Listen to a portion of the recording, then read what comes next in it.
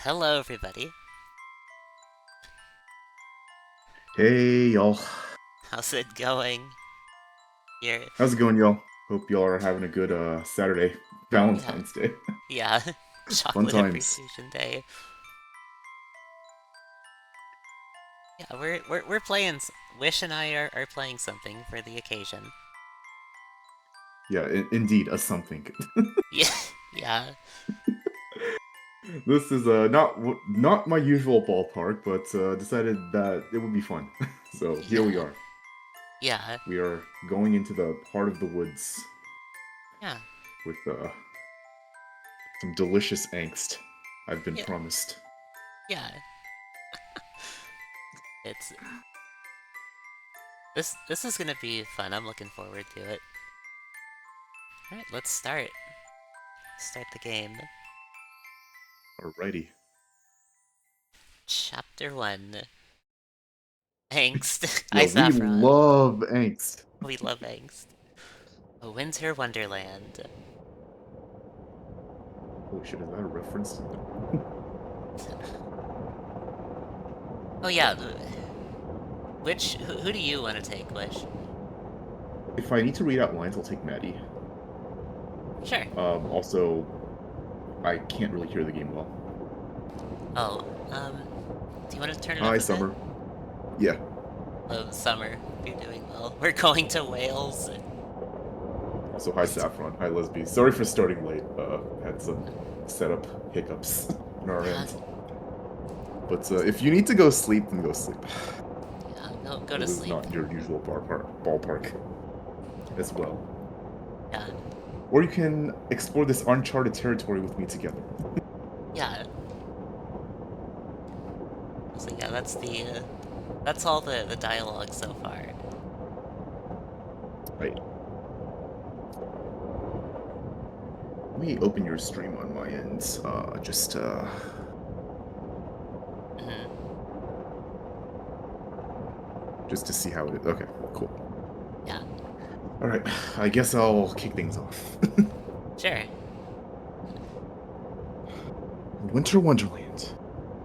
That's how this place was pitched to us. Out in the middle of a forest with an unpronounceable name, in a village that time forgot. Some of the dialogue in this is very melodramatic. Also, Yeah, I mean but you know, it's your Maddie mileage may vary. speaking, so True. yeah, In the email, it sounded like every other ghost hunter's paradise that we get messaged about. Isolated and antiquated, with a tourism board encouraging hokey effects and gaudy billboards. how unpronounceable. Hmm. Good question. Saffron's like, I'm gonna take that challenge. The vast majority of those emails go unanswered. If Terra weren't so precious, this one probably would have too. But no. Something about journeying to the middle of nowhere for a month struck her fancy. And like always, let myself get dragged into it. So here I am, for the last time.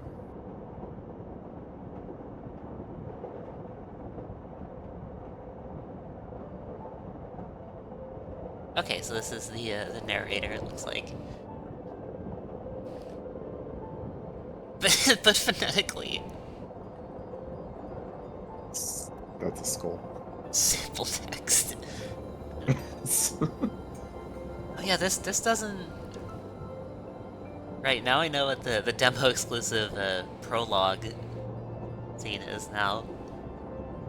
Yeah, here's the prologue. Some extra exposition for our tortured individuals. Yeah. Okay. Turn the game down a bit Should I on read this? stream's end. You want Huh? me to read this? You want me I to can read read this? it. Yeah, I'll read it. I. On board a lonely train to the village of Eisenfeld, Tara and Maddie sit in uncomfortable silence. Maddie has blonde hair and red glasses, and wears a green jacket. Tara has layered red hair and a black hoodie with a t-shirt of the moon. Tara is sleeping while Maddie is looking out the window. As people usually do. And then it's back to Maddie. The train beats out a slow, monotonous rhythm beneath us. It's an older machine, the sort that looks like it's supposed to take us to wizarding school or should be in a museum. When I bought the tickets, I thought we'd be getting on something a little bit more modern. Oops. I shifted my seat, tattered cushion and wooden boards doing little to soothe the pain in my back. We've been on this train for 12 hours. I can feel every one of them in my bones. On the train for 12 hours, not even building up speed. Tara's been out for the past 6. Upright, but fast asleep. If the bumpy ride bothers her, she doesn't show it. The paperback she was reading dangles low in her hand, in danger of losing her spot in the book. I scuff my feet across the floor, kicking at nothing. Tired as I am, I'm afraid for our journey to end, for Tara to wake up, to have to talk to her. I'm almost offended that she can sleep. She should be as preoccupied as I am, fighting off intrusive thoughts and wondering what to say. You wouldn't know from looking at her that we've barely spoken for 3 days. That's how long ago I told her that this would be our last trip for the show together, and that I was quitting once we got back home. Everything since then, packing, booking our tickets, finding someone to take care of the cat while we're gone, happened in a blur. We've been cordial, but that's it. My heart hurts, but it tells me I made the right decision. Yawning, I lean back against my seat and pretend it's comfortable. The cushions are unnoticeable, nearly as firm as the wooden floor beneath us. A heater in the corner hems and haws like an old man. That's how you describe it? But it's not nearly powerful enough to fight off the chill. I desperately wish that I could sleep too. But one of us needs to be awake when we get to the station, and that should be any minute now.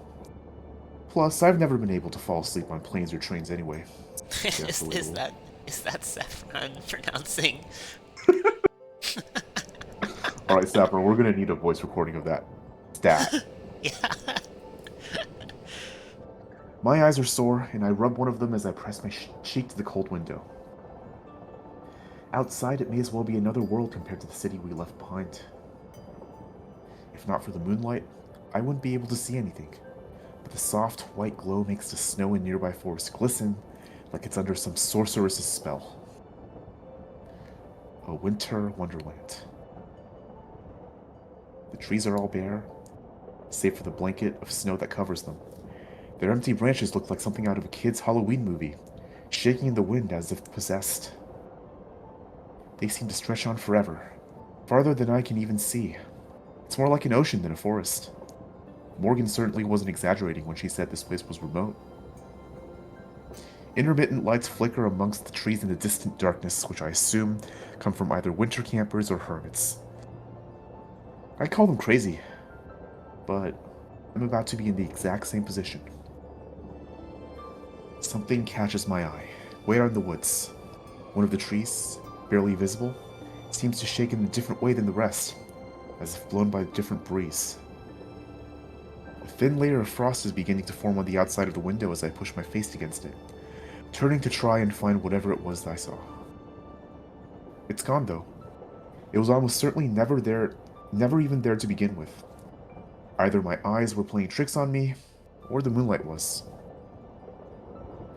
I sigh, sit back again, allowing my eyes to barely close. I won't fall asleep. I'll just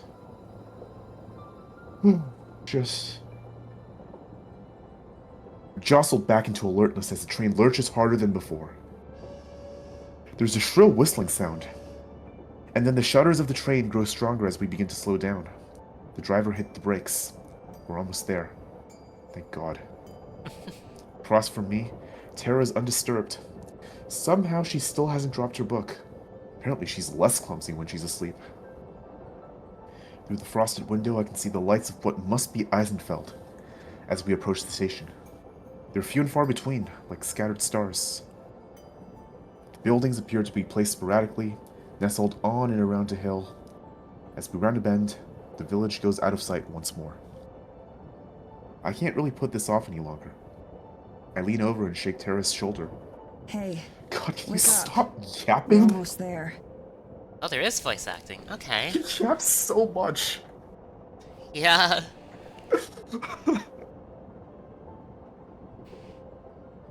Without opening her eyes, Tara mumbles a response. How close is almost? How close is almost? Seriously? I don't know. Couple minutes. Walks up to a visual novel, complains it contains text. Looking out a window, Summer. I'm getting up. By the way, let me know how the audio Yeah, the is, audio's, by the way. the audio's good. Chat, is it good for you? Because I did turn it down a bit on my end. Turn it up just a smidge. Okay. Right. Seems good here? Okay, nice. ...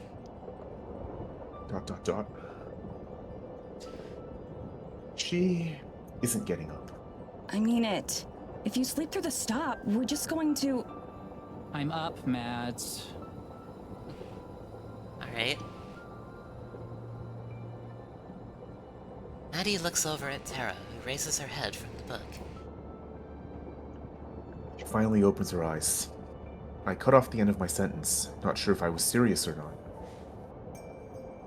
We're not even there yet, and we're already snappy. God, I wish I could sleep. Just a little longer, I tell myself. You excited? Little bit. Why? Lie. You? Kinda nervous still. What is there to be nervous about? We've done this 1,000 times. Yeah, well, this isn't like those other 1,000 times. And you know that. She shrugs again, not meeting my eyes. I don't know, Maddie. I'm sorry. Let's chill. Yeah, sorry. We lapsed into silence. At least when she was asleep, it wasn't awkward. I wasn't expecting the voices we got, but I'm not complaining. It's pretty nice. Did I voice Tara? I wish I did. Very much like Maddie's VA so far. Yeah. I just want off this train. I want to be distracted by going to the cabin and taking in the new sights. Any minute now. Hey, listen. Yeah? I know you're, like, not super thrilled to be here. She pauses, likely hoping for me to disagree. I don't. But let's just be cool, okay? Let's just try and have a good time. I breathe a deep sigh and let it out slowly. She's right. I'm committed to this trip. I can at least make it easy on myself. Yeah, okay. Sorry for getting bitchy. I'm tired. I feel ya. Hey, how do I look? Like you just slept for 6 hours on a train. Yeah. That bad, huh? She messes with her hair in some attempt to improve its state. The results are unnoticeable at best. Hopefully it's good enough for Morgan... Fisher. Morgan Fisher. If she's meeting her online hero or whatever, then I doubt she'll care that your hair's a mess. God, I hope not. I don't want to end up on some fashion faux pas vid. For real though, if she's super fangirly, then let's just let her get it out of her system and hopefully she won't make things weird later. Making things get weird later is kind of our specialty though. Yeah, true. But hey, it got us to 250,000 subs, so like, we must have been doing something right. Exactly. Tara's the content machine. Uh, I just nod. I still can't help but fixate on how everything she says is past tense. It's over after this. Fully my decision. All I have to do is say the words. Say the words. Is it... Oops. And things will go back to normal. I doubt Tara will ever bring it up again if I asked her not to. It'd be so easy. All you have to do is the saying of the words. The saying of the words. Or alternatively, the saying of the woods. The saying of the The woods. heart of the woods. The heart of the woods.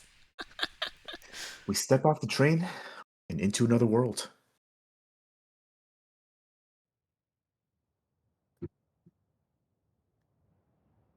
A frigid wind saps the heat from my body almost immediately, as if it had been waiting until we arrived to pelt us until our skin felt like it was burning. That's usually how cold weather feels. Yes. Yeah. I instinctively wrap my arms around myself to try to preserve what little body heat I have left. But it doesn't change a thing. I might as well not even be wearing a coat for all the good mine does. As nice as it is to have the moon keeping things from being completely pitch black, I could really go for some cloud cover right about now. Anything to keep some warmth around us. Tara doesn't even notice the cold. With nothing but her signature jacket, she seems immune to the chill. She oohs and ahs all over the rustic train platform, like there might be a ghost hiding in the rafters. Just a minute later, the train rumbles off into the night, leaving us behind. Not a single passenger boarded. Tara watches it go, nodding in approval. Okay, this place is already killing it in terms of atmosphere. It's like she's completely forgotten the uncomfortable energy that had filled the train, back to her usual overly excited self. Tara's making you want to die. I should probably be bitter, but instead I can't help feeling jealous of how she can just shake it off. She has a little pocket camera that she's been carrying with her, and she used it to take a few pictures of the inky blackness surrounding us. I glance upward at the lights which hang from the ceiling. They're small candles, lit with real flame, as opposed to electric. One of them has blown out and swings uselessly in the breeze. Holy shit, the visual novel era is back. That reminds me of Stray Gods. Hi, Scrags. Yeah, we never finished Stray Gods. Yeah, I don't think we And have. we're starting another one. Welcome in, Scrags. Hope you're well. Scraggy King 20 Ah. of blinding white Nuzlocke fame. True. They're about as ineffective as keeping away the darkness as my coat is at keeping me warm. The low light will surely ruin Tara's photos, but she's snapping away without a care. You know none of those are actually going to be visible, right? She ignores me. I should probably just let her enjoy the moment. This place really does feel super eerie. Listen. I do. And it soon becomes apparent what she's referring to. Silence. All around us, it's quiet. Even the sound of the train has faded, leaving us in total solitude. Yet silence is creepy, yes. Yeah. The flickering lights of Eisenfeld seem impossibly far away, though I know it can't be more than a half an hour's walk. So I'm gonna adjust the volume a little bit more. I... Okay, that should be good, I think. It's so quiet. Isn't that cool? We're definitely not in Kansas anymore. That's one way to put it. I strain my eyes and ears looking for any hint of Morgan, who's supposed to be picking us up. Oh fuck, my alarm just went off for no reason. Oops. That's creepy. Yeah, it's You a think the sound of ghost. a car's engine would carry us pretty far out here? For real The though, ghost I of the think this could be the 625 place where we finally get some hard evidence. Something solid. She says this every time, but she usually sounds like she means it more. Kansas referenced. Kansas reference true. Yeah. Just look at it. Something's gotta be out there. I can feel it. We both look off towards the trees. From the train, it was difficult to see where they ended. Here on the platform, it's impossible. Kansas moment.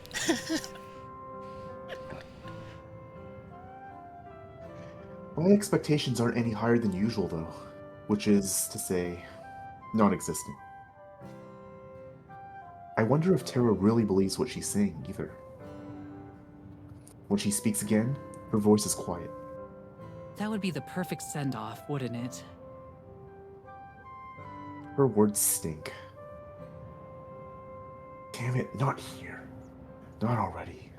Tara basically wearing nothing in the middle of the snow world.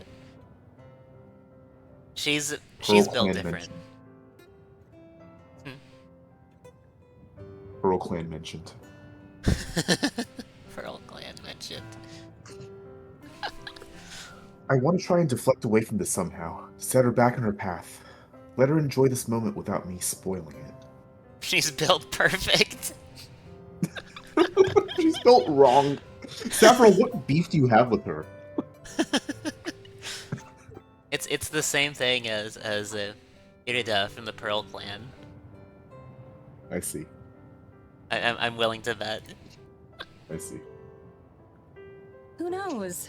Maybe this will be the one that finally gets you a con panel so you don't have to crash someone else's. That was one time, and their panel would have sucked without me. Her voice has an edge of typical bravado again. It's a relief to hear. Look at what she's wearing in this snowscape. She's She's warm and comfy, true.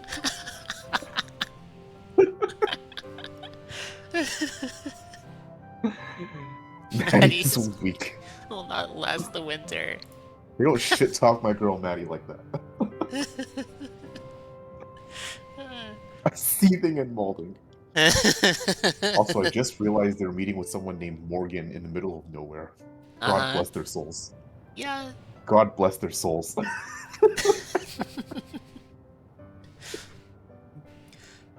Don't worry, it isn't the one of the Evangeline variety. Are you sure? Maybe. Maybe. I don't know. Oh god.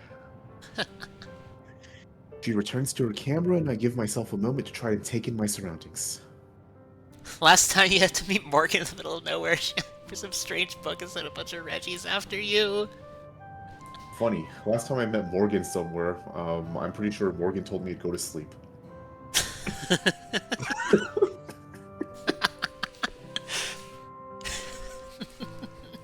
God. Last time, well, no, I remember a Morgan being asked, well, was she asked? Is it Morgan time yet? Is it Morgan time? How many Philbins can she possibly command? I love the moment in Heart of the Woods when Morgan just says it's Morgan time and just morged all over those guys.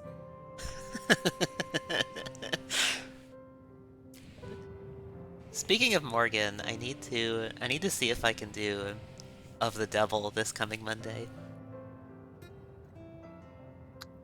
I will be in for that, though mostly lurking, maybe. Yeah. I know enough about that game to know what's up. Yeah. Okay, let's Let's continue, yeah. yeah.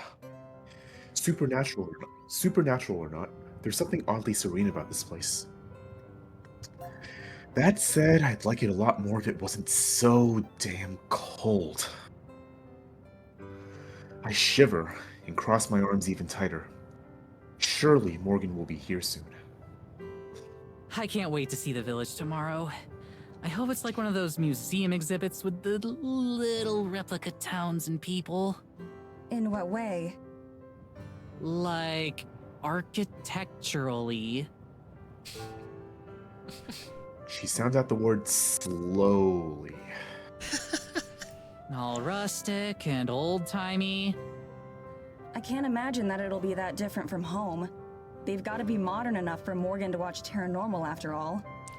Terranormal. What the hell is Terranormal? That's her stream. No, that's her stream. Terra Normal. I think I scrolled past the name of her stream in the demo prologue, but yeah, that makes sense. At least 4. At least 4 reach. At least 4 Philbins. Bet. If you're expecting people to be walking around in monocles and waistcoats, you're gonna be disappointed. Here I thought I'd finally get a chance to show off how amazing I'd look in a top hat. I'm sure you'd be the Tina heartthrob of the Victorian era. She gives me a brief snort of amusement. Her responses feel more muted than usual, but the fact that we're still able to banter is a good sign. I'm glad that I can cheer her up, even if I was the cause of her low mood in the first place. However, after a moment, she looks back at me. Her expression is serious for once. Okay, so about Morgan. Like I said before, let's give her a chance to get all the excitement out of the way first. We should be nice and friendly, but let's try to keep it professional. I never thought I'd hear you, of all people, say that. Exactly. I find myself flashing back to all the unprofessional situations I've had to extricate Tara from, ranging from bad one-night stands to actual police custody. There are a lot of ways I could describe Tara, but professional is definitely not one of them. Hey, I usually make a good first impression. It's just the second impression and beyond that you've got to watch out for. I laugh out loud at that, and I catch her smirking before she looks away.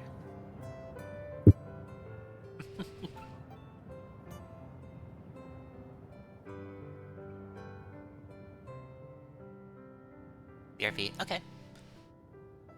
Gotcha. So chat, what are we thinking so far?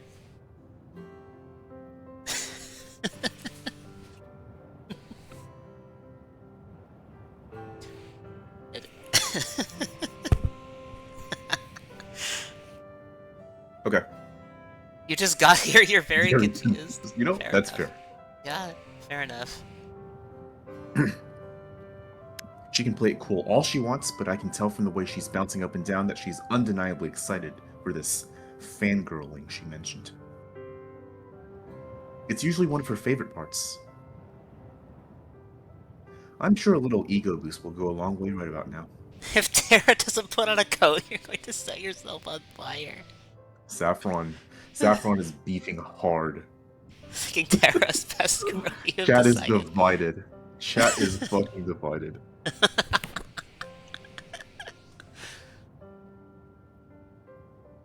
Who knew Valentine's Day could bring people apart?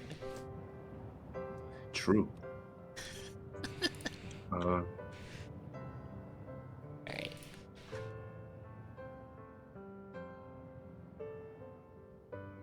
Alright, I'm gonna make a poll. Okay. Undivide yourselves. Madison or Terra Normal?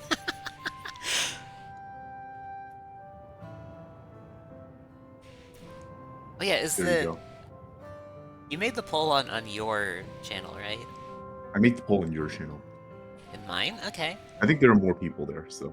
Alright, I'll vote. I'm voting Terra Normal personally. Terrible. Okay. You should undivide yourselves now. Now. I'll do it on my end too. Okay.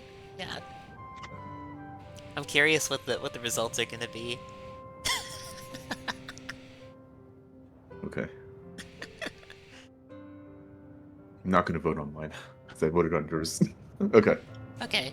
Yeah. I can feel myself hopping back and forth slightly as well, but that's more out of a desire to keep my blood flowing.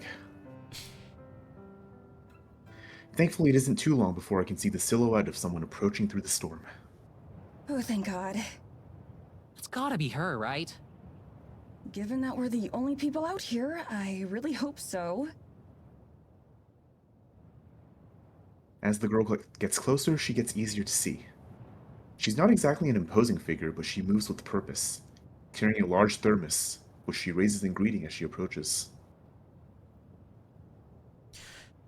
Morgan has orange hair, green eyes, and a handmade sweater. She doesn't emote as she approaches the girls on the empty train station.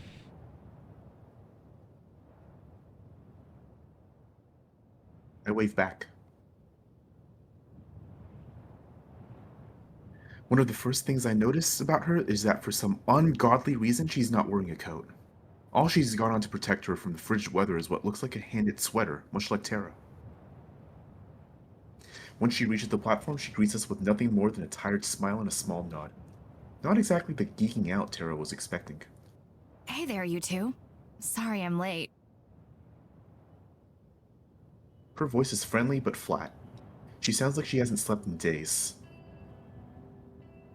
Tara looks a bit taken aback by how subdued she is. Recovering quickly, she puts on her big celebrity grin. Oh, no worries. Are you Morgan? That's right. It's really nice to meet you, Tara.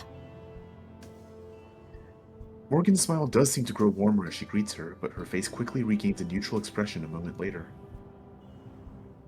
I can see Tara's smile faltering as she realizes that this is clearly the maximum amount of geeking out this girl is capable of. To her credit, she recovers well. Likewise. Charmed, I'm sure. Okay, maybe not that well. Tara extends her hand and Morgan gives her a brief handshake before turning to me. You're Madison, right? I think we spoke online already. Just Maddie is fine. Nice to meet you. She shakes my hand as well. It's a firm, friendly handshake that ends as quickly as it began. Before she continues, she takes another sip from her thermos. I find myself wishing for a cup of coffee too. Yeah. That's not what she said in the demo. No? You don't think so? Yeah, wasn't she like, I want to take a drink from that thermos too, but I don't want to ask and make things awkward or something. I think, yeah, I think so, now that you mention it. They changed it. It really is nice to meet the two of you. I'm sure you receive a lot of invitations, so I'm glad you were interested in mine. Are you kidding? Remote village in the middle of a huge forest?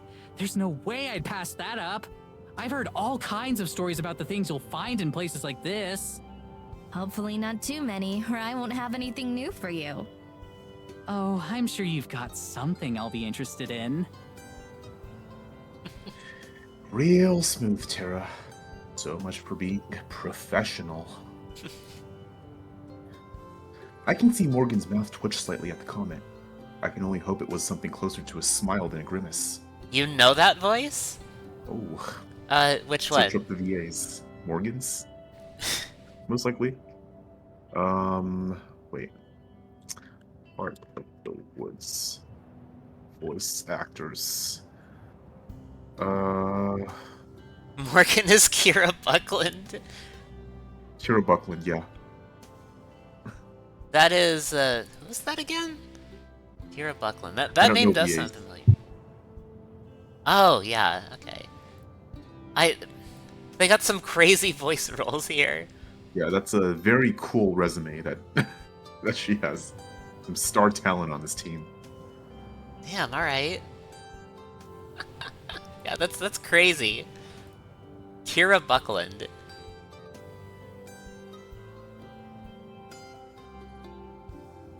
Kira Buckland, my goat. She voices Jolene in JoJo Part 6. Hell Oh yeah. my god. Truly the GOAT. Also a couple of Danganronpa characters. Which ones? I hope not the weird ones. I actually don't know the English VAs for any of the Danganronpa characters. Sayonji and Tojo, apparently. Oh god. Okay, it's weird. Okay.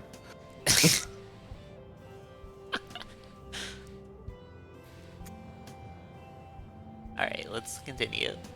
Okay. Tomorrow I can show you around the village. There isn't too much out of the ordinary there, but I'm sure you can find a few things that interest you. That would be wonderful. We can go sightseeing when Tara isn't off chasing spirits around in the woods. Morgan and I both smile. Tara flashes me a look of mock annoyance for the slight. But it's probably eating her up that I've gotten more of a reaction out of Morgan than she has. It's about a half-hour's carriage ride to the cabin if you guys want to head out. Do you need help with your bags at all? Tara lifts her bags, giving Morgan another shiny grin. I'm pretty sure I see her accidentally flex her arms too. Don't even worry about it. I got this. Okay, cool. This way. As we follow her, I can see Tara pouting behind her. I've never seen the wind get taken out of her sails like that. At least that gives her another thing to think about besides my departure. Wait a second. Did she say carriage? No Oh, way. We're standing in front of an honest-to-God horse-drawn carriage. If it weren't for the little white puffs of breath coming from the horses' noses, I'd be willing to believe that it was some sort of commemorative statue. This is so cool. Is it yours? It belongs to my family. Given that there aren't any roads through the woods, there isn't really a point to anyone out here owning a car. yeah. I move closer, examining the craftsmanship as best as I can in the moonlight. The design is fairly bare bones, but a few flourishes here and there and some semi-ornate painted finishes make it clear that this was something built with love and care. Somehow, I'm the only one who seems intrigued by our ride. Tara, come take a look at this. As I speak, I look back and see her standing completely still, as if the cold has her rooted to the spot. Finally, put on it. She finally Give me a needs to put on sec. a jacket. I'm just taking in the view a bit from a distance. She's trying to act nonchalant, but her wide eyes keep flickering towards the horses. Her previously genuine grin has turned to a very nervous grimace. Now why would that be, I wonder? Thinking, Well, we'll find out in a bit, I think. slowly inching forward, she scoots further away from the horses as she approaches the carriage. I doubt she planned for part of her first impression to be Morgan learning that she is absolutely terrified of horses. Yeah. Biss, if you're out there. Your goat when Uma Musume.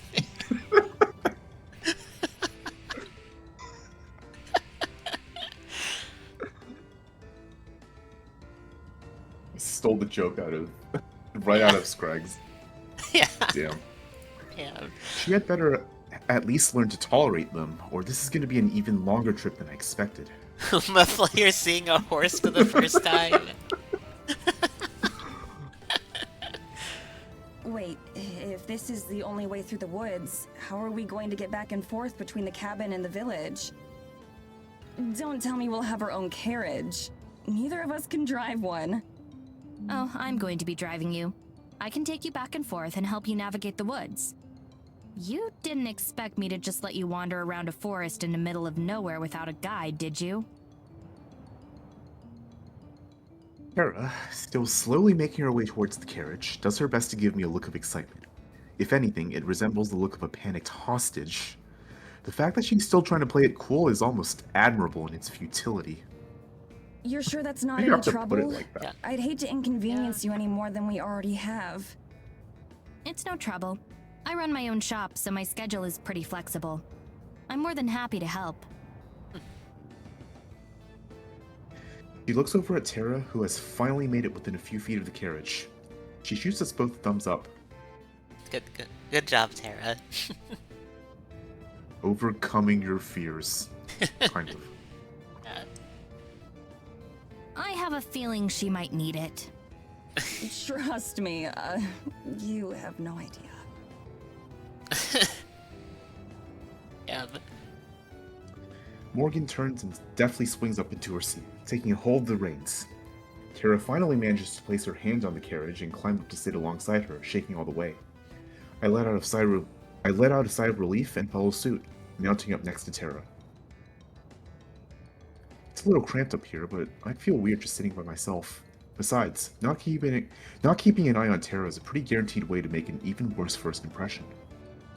So, can you do any tricks in this thing?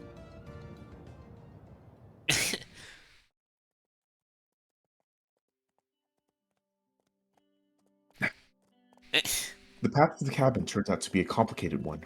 We've been making twists and turns through the trees for a few minutes, but Morgan seems to know exactly where she's going. Not even the dark can stand in her way. You can navigate through all this with just that little lantern? How can you see landmarks? Don't worry, I know these woods better than just about anything. Besides, the moonlight is more than enough for me. I can't help but feel embarrassed as I think about all the times I had to use the flashlight on my phone just to find something I dropped in the car. I definitely wouldn't last out here. Okay. Summer, Yeah. you're vindicated.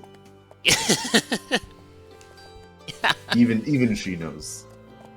She ain't got what it takes Yeah. to be Irida Pokemon.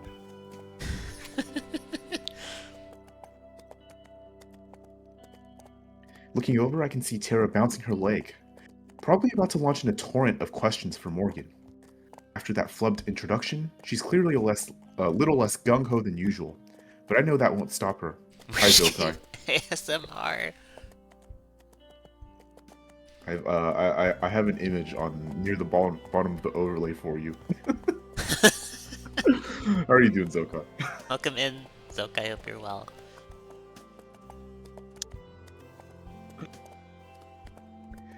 As such, I should probably get my handling of the actual adult stuff out of the way quickly before it gets lost in the noise.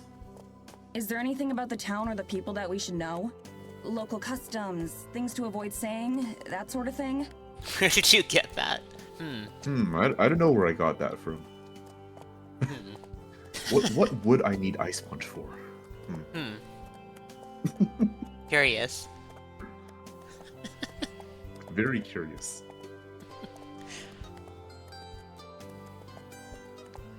Morgan thinks about it for a moment, silent, There's a curfew at midnight. as I watch Also, her. you're not supposed to go too far into the forest. I ignore both of those rules a lot. Most of the villagers tend to be sticklers about them, though. Great. So our host is a troublemaker. I guess that means Tara will be in good company. So, while we're on our way, could you maybe tell us about some of the specific supernatural occurrences you've seen here so far? Here she goes.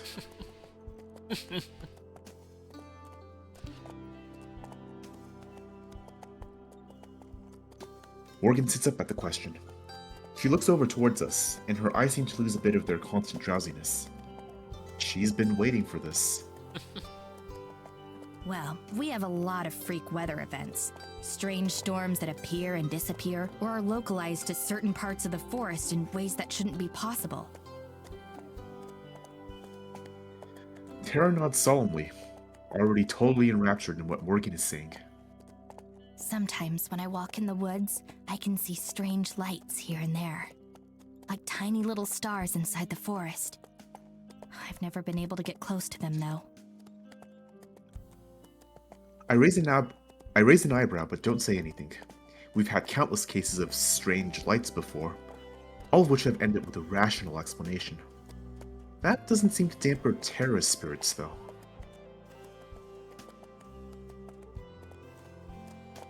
I start to drift off. This is more Tara's jurisdiction anyway, so I'm sure they can just wake me up when they get there. There's also my cat. Your cat is a supernatural occurrence? She can talk, so I'd say so. Her words snap me out of my trance. Looking over at her, I expect to see her holding in a laugh or sporting some kind of mischievous grin. But her face is as serious as it's been since we arrived. Your cat can talk? Like, talk the way a human does? Yes, she's very well spoken, in fact. I try to hide a sigh. Weird weather and lights in the woods are ambiguous enough that we can play along with them. The say what moment. True. But every so often we get these blatantly fake claims too. Like a talking cat. Tara, however, instantly perks up once her words sink in. She can't actually believe her, right? So, could we talk to her? She won't mind if I ask her a few questions, right? I was hoping you'd ask. I think you'll be very interested in what she has to say. The whole thing is clearly some kind of joke, but Tara is absolutely taken in. I can practically see the wheels turning in her head as she plans out her follow-up questions. That's never good. So, do you have any ideas about what could be causing it? Something in her diet, maybe. I don't think so. Have you been feeding her some kind of special Eisenfeld cat food? Can I try some? Okay, I think that's enough of that.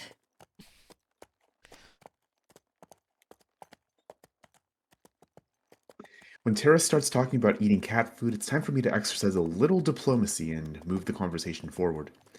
Crazy or not, I think we should move on. So, what kind of things does she talk to you about? Just about our lives for the most part. I figure you'd be better off hearing it from her rather than me. I'm sure that'll be illuminating. I'll say, if there's something that paranormal in the village itself, you must have seen way crazier stuff in these woods.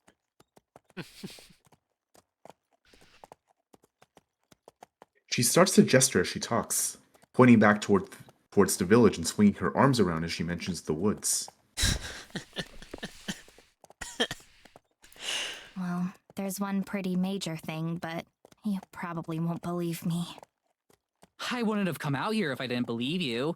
Anything you have to say, I want to hear. I can't detect a hint of cynicism in her voice. Either she really believed this girl she just met has a talking cat, or she's giving a performance worthy of an Oscar. Are you Alright. sure? Wouldn't put it that way. Yeah. 110%. Lay it on me.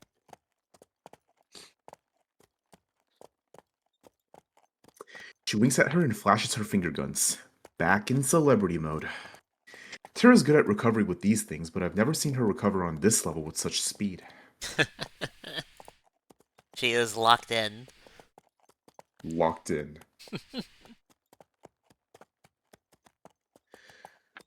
But as her, ugh.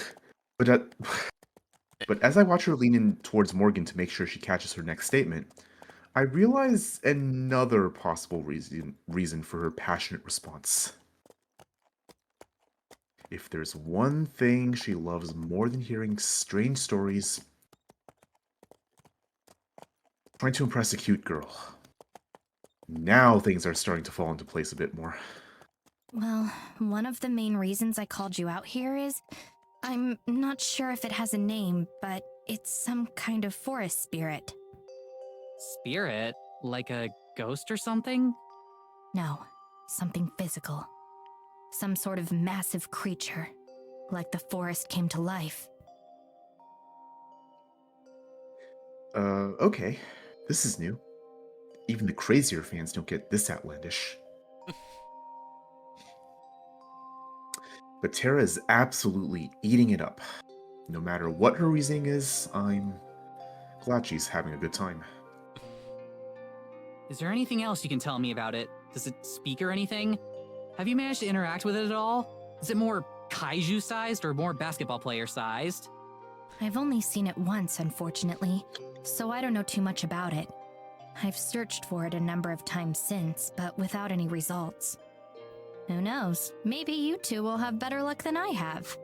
That's what you're best at, isn't it? In terms of talents, I'd say it's certainly up there. Morgan's mouth turns up into a small but seemingly genuine smile. and her expression grows slightly less intimidating. I knew you'd believe me. Nobody else around here does. I can't imagine why.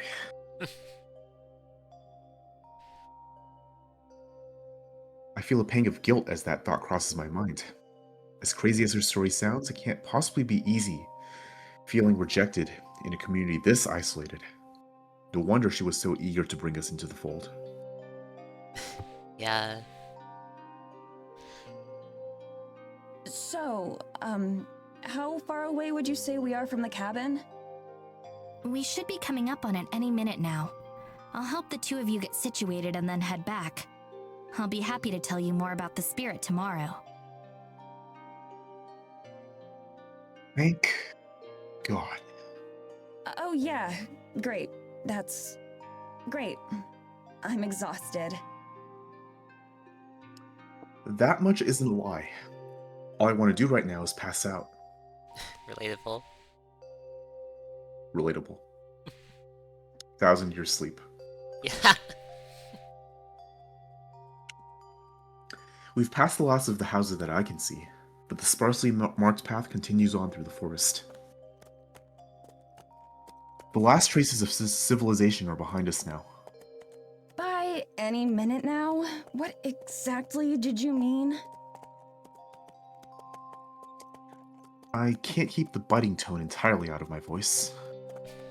Just ahead. See? She points forward into the darkness. I strain my eyes to see anything other than murk. Finally, I spot the faint outline of a small cabin practically swallowed by forest. I started the heater before I left to get you, so it should be warm. That's what I like to hear. You're like Prometheus.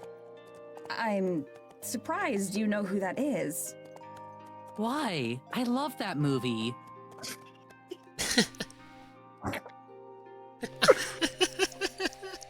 Oh god. Morgan suddenly jerks the reins and the horses come to a stop. Tara and I are rattled from our seats and nearly fall forward. Damn it. What? What happened? Rather than answer, Morgan just glares into the darkness where the cabin is. I strain to see what she does as my heart starts to race.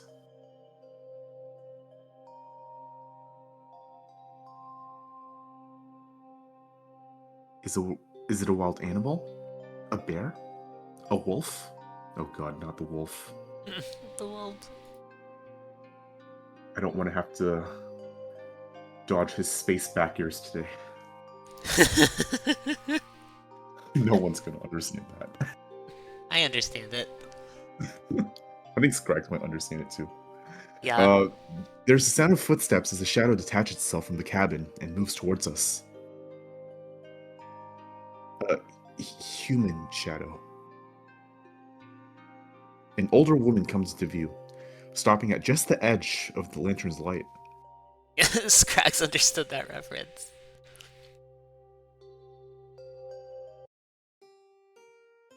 A stern, older-looking woman steps out from in front of the cabin. She has the same orange hair as Morgan. Very natural hair color, orange. Yeah. Okay, this character wasn't in the demo, I know that much.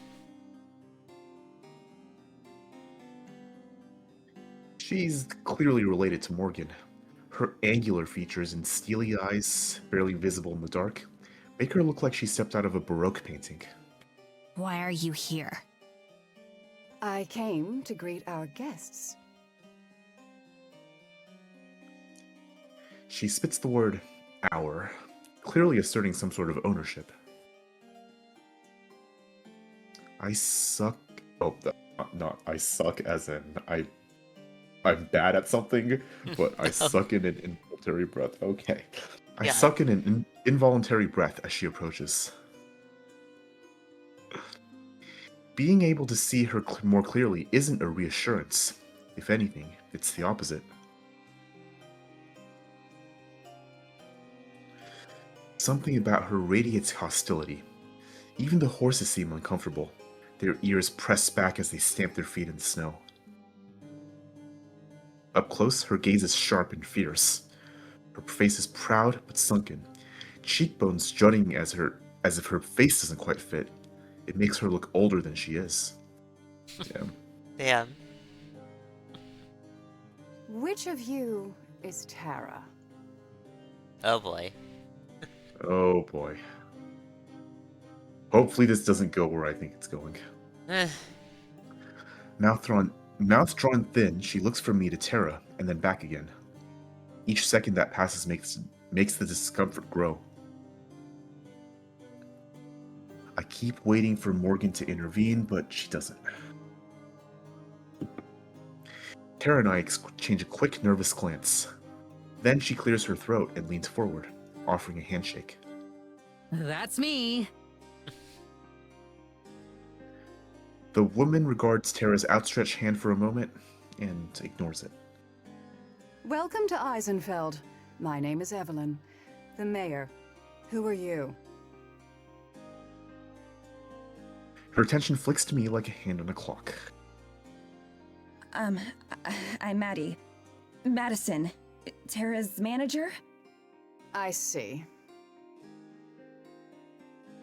It's clear that she's judging us, though I have no idea of what. Are you done yet? They're tired. You can interrogate them later. Just what exactly is she volunteering us for?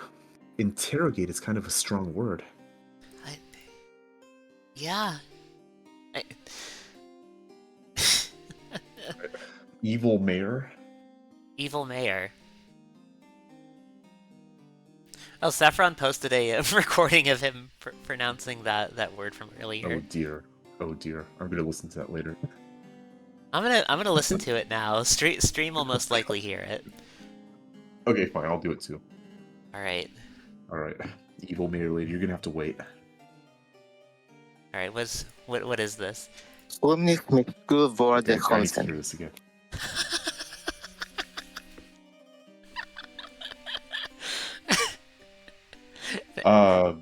Bless you? Thank you, Saffron. Thanks, Saffron. Thank you. All right. Now we can continue.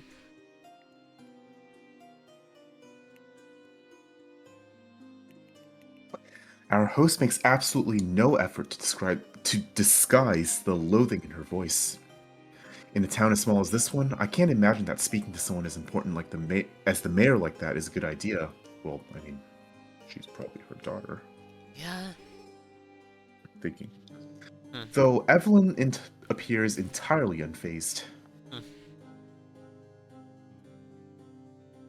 She remains in the middle of the trail, blocking our path. She and Morgan stare at each other down, while Tara and I sit in painfully uncomfortable silence. After at least a minute, the mayor finally steps out of the way and heads back up the way we came. We'll speak later. Evelyn be like Kirby's stand. Yeah.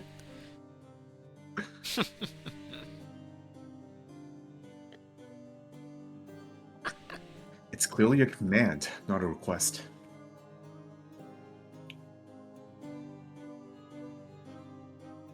The carriage sits immobile until the sound of Evelyn's footsteps are lost in the night.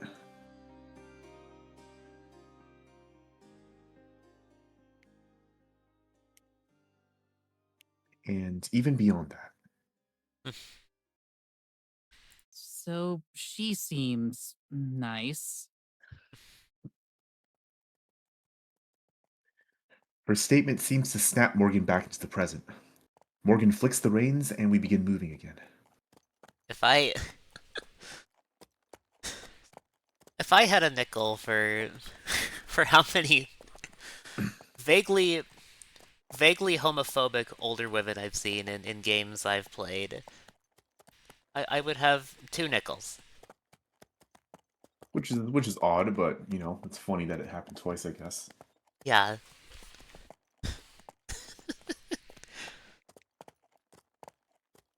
I don't know. I don't actually know if Carol Deltarune is homophobic, but you know, she just gives off that vibe somehow.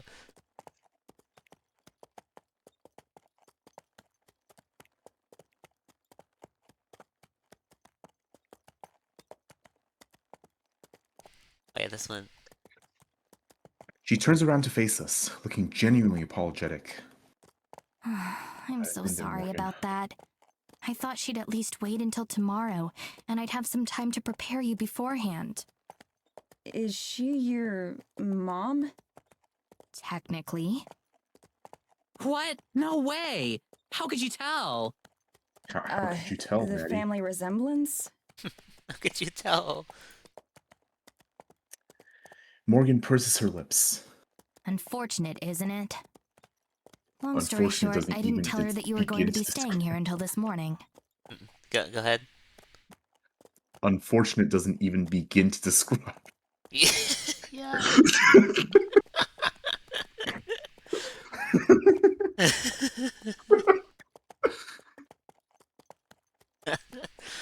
I'm curious, I guess, I don't know if it, Okay, hold on. I'm gonna do something. Okay. Alright. I will await. No, we can keep going. Okay, We can keep going. sure.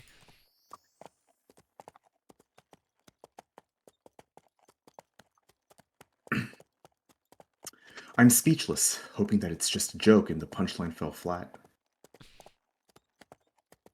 Alright, can we... Mhm. But Morgan's clearly serious. For the second time in a handful of minutes, I'm wondering what we've gotten ourselves into. Yeah.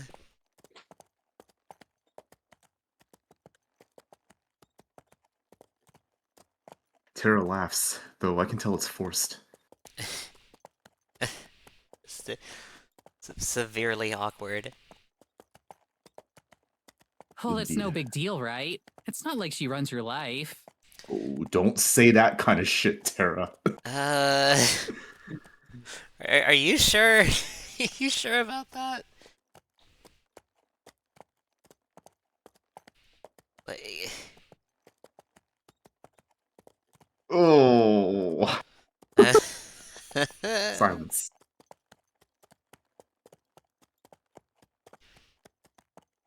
Tara, you did not have to go and fumble it like that.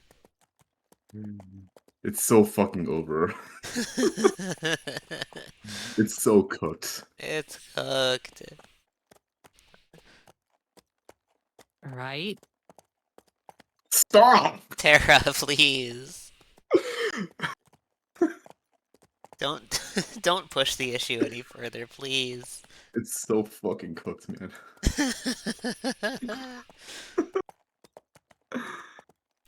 Oh my god.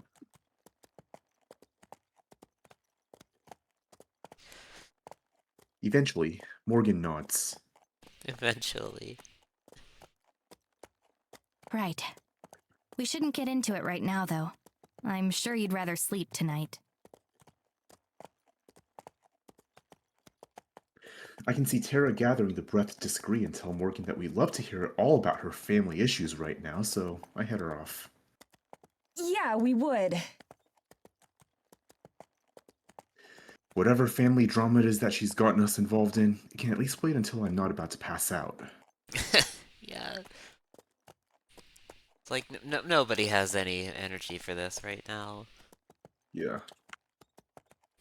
This exactly. please just let this wait until morning. True. Me with literally everything. Yeah.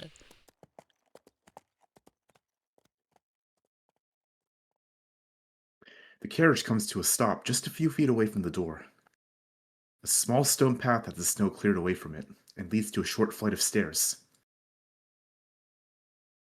We're facing a large window, although it's dark and impossible to see into. Morgan vaults out of the carriage, nimbly landing on her feet. I'll unlock the door. Your luggage already came in too, so it's inside. Tara launches herself out of the carriage, just like Morgan did, and then she quickly scurries away from the patient horses, eyeing them for any sudden movements. I climb down as she stands an extremely safe distance away. I can't carry all of this on my own, you know. I toss her bag and she lurches to catch it, barely keeping it from landing in the snow. We stand back and watch as Morgan fiddles endlessly with the lock on her door, pushing and trying again over and over.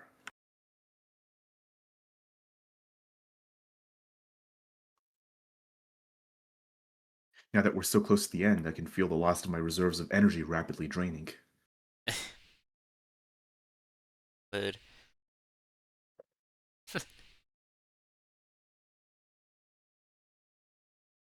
The bags in my arms feel like they weigh 1,000,000 pounds. So, what do you think?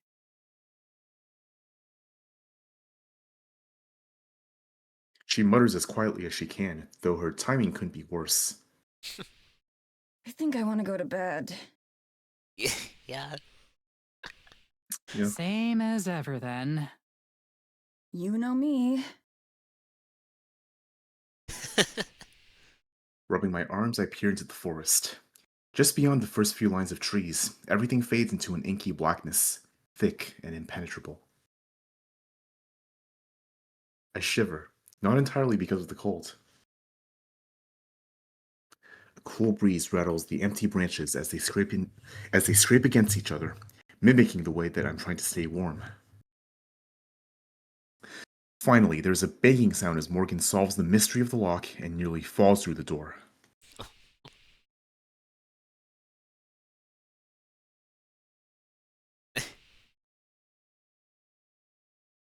She pokes her head back through like nothing happened.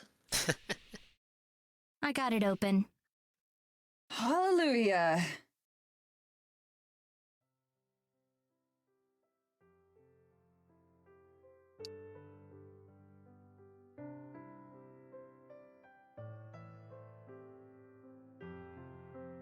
You know, this does look pretty cozy, doesn't it?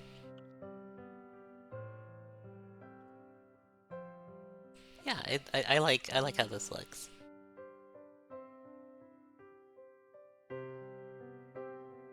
What's up, Wish? No. And yeah, this is a good background. Very Yeah. cozy. Yeah. Looks like this looks like kind of the cabin that my family used to go to in Tahoe back like when I was a kid, like a long, long time ago. Ah, I see. Yeah. Very cozy. Yeah. I haul my way inside and into the blessed warmth. It's been so long since we've been near a working heater. A small lamp on the side table casts a bit of light over the small room. Our luggage, as promised, is scattered haphazardly across the living room, just like home. Kara slips past me to bounce around and examine it all. Her bags hurled as carelessly as I pulled them out of the carriage. Oh my god! Holy shit! She's Running around going. with the finger guns. Yeah. This is so cool! At least she's having a good time.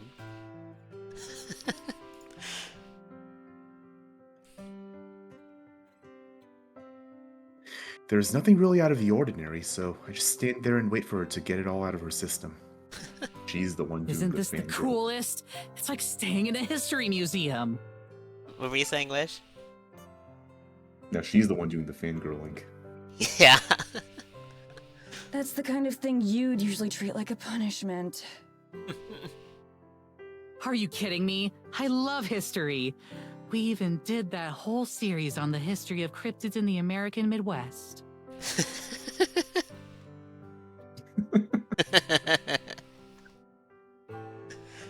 And I spent like 3 months on that special about Bigfoot's impact on the Great Depression. Huh? What? Excuse me? Who let her cook?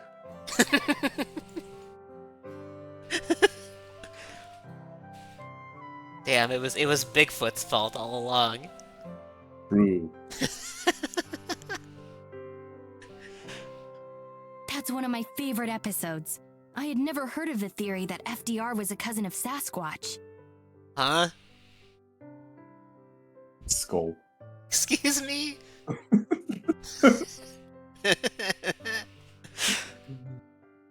Oh my god, dude. Huh? Crags is just To be confused. fair, I don't think FDR did either. What were you saying? Crags just confused as fuck. You know, that's valid. FDR didn't know either? Okay. This is why you don't interact with conspiracy theorists. Alright, continue. Morgan laughs and I just roll my eyes. I mean the kind of history that actually happened.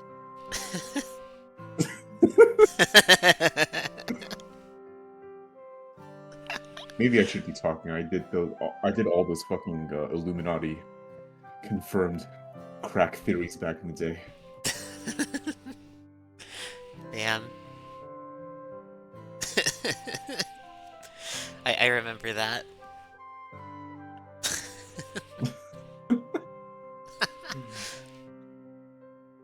Oh god. History is doomed to repeat itself, Mads.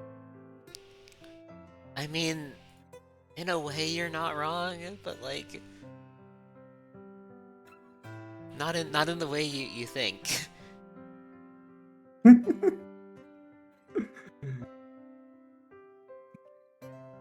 Like you did all the work wrong but still arrived at the correct answer somehow. Yeah.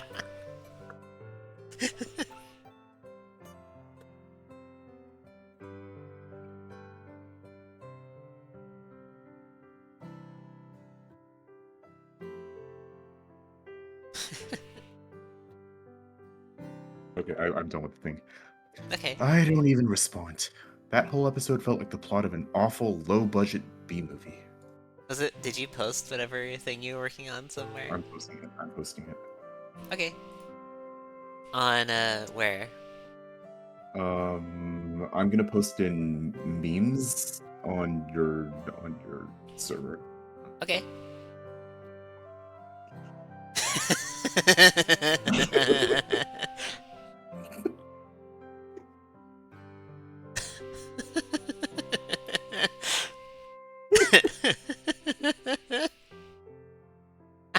Grags, no, don't do it. B movie. Don't do it. Don't mention that movie.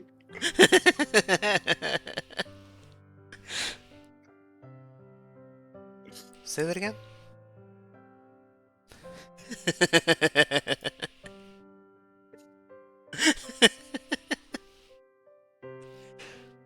I mean, if someone does, I'm gonna I will read out that message. I'm just putting that out there. Hold on. Oh, are you making another one?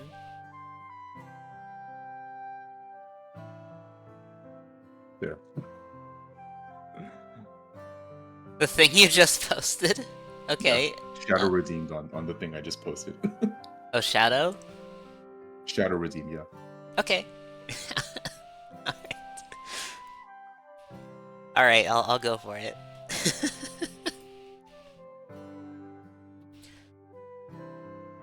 Unfortunate doesn't begin to describe our relationship. After getting completely tooled by scheduling, with my mother changing times on me last minute, and refusing to provide confirmation prior to the time of confrontation, making this impression on our guest this way somehow felt even worse than I had thought possible. My preparation was perfect, my first impression was perfect, and she still showed up.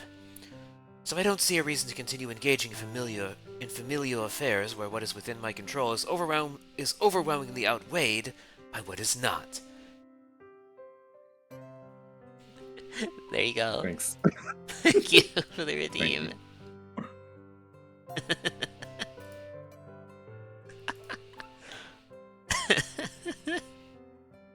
Cinema. Cinema.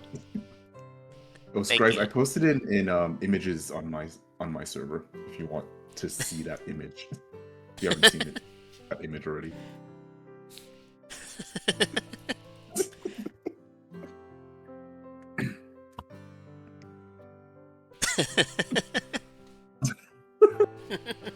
Thank you. Okay. Let's continue. Yeah, I think you read that one, right? Yeah. Yeah. Alright. Instead, I crossed the living area towards a tiny hallway with a pair of identical doors. These are the bedrooms? That's right. They're the same size, so there's not much of a difference. Guess I'll take this one then. I push open the closer door. Inside, it's just 4 walls with a bed, a shelf, and a small dresser. I drop my bag on the floor and roll my suitcase in. Tara lingers in the living room, talking about the features of the cabin with Morgan. Oh. Suddenly, I hear her yelp in pain or horror. I rush back out, knocking over my suitcase and nearly slamming into the door as I go. I half expect to see Morgan holding a bloody knife or something, but instead, Tara's just holding her phone. What happened? A tragedy. Actually, worse, the apocalypse. Check out your phone. Oh god. What is going on? I do as she says, expecting a news article or an alert or something, but there's nothing. What? I don't have anything. Exactly. No service out here. God damn it. I knew it. I knew it.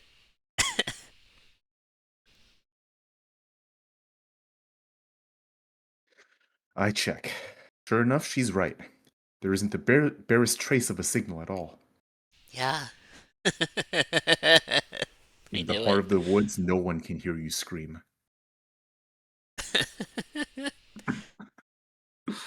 You can't call it. You want to scream.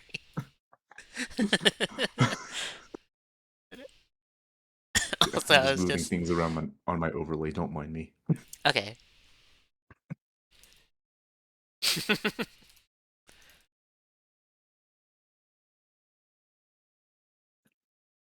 Okay, Okay. let's continue. What about Wi-Fi? I assume we have that, right? Technically.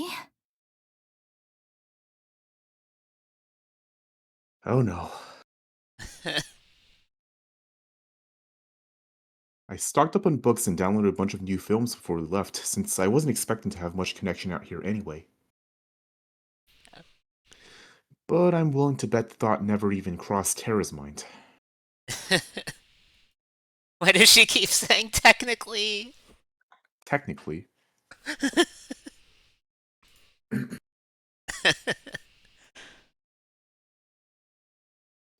Good thing I packed a few books I think she'll like, too. Tara glumly pockets her phone again as Morgan gives us a small smile. Let me give you the quick tour. I don't think it's entirely necessary since we can see everything ourselves, but I don't stop her. This is the kitchen. There's a stove and an oven. The stove is somewhat picky and doesn't always like to work. Oh, that's reassuring. No, yes, I love it when my Airbnb has a mind of its own. Actually, I guess it's the same for the oven. Oh, great. Great. But how do you expect us to use the oven when you? I need to stop making bad jokes. When you oven the cold food of out hot, eat the food. Exactly. Don't worry, I don't know how to cook anyway.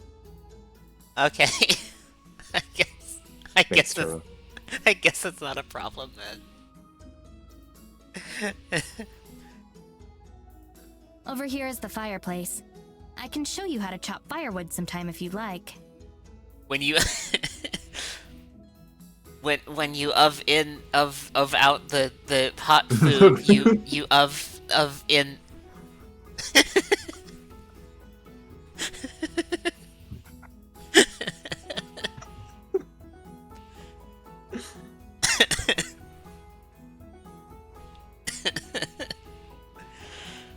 I think I might pass on that one. This is the couch. You can also sleep on it if you'd like. It doesn't unfold into a bed or anything, but I sometimes come here and sleep on it anyway. I mean, I get it, right? Yeah. Sometimes you just want to sleep on the couch. Sometimes you can't even control when you sleep on the couch. Yeah. That's me. Yeah, that's fair. That doesn't even surprise me. The Wi-Fi password is on a note by the phone.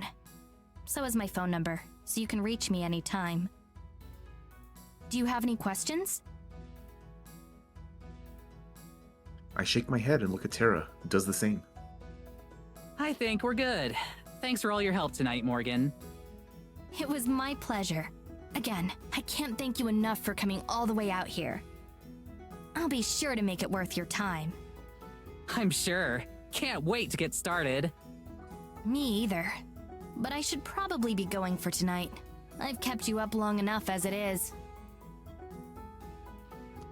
She heads out the front door, waving goodbye. Night, Morgan. Thanks again. Good night. Through the large window, we can see as she starts to make her way down the path. I'm gonna go to bed too. Yeah, same. We switch off the lamp as we head to our respective rooms. Tara grabs her bags from the floor where she tossed them. All right, see you in the morning then? Yeah, night. I shut the door behind me, and she does the same. I sway like a zombie as I stalk towards my bed. It takes the last of my strength to dig out my pajamas out of my suitcase and change. There is a window here that looks straight out into the forest. First thing I do is pull the curtain shut. Crawling into bed, I face away from the window and pull the blanket up to my chin.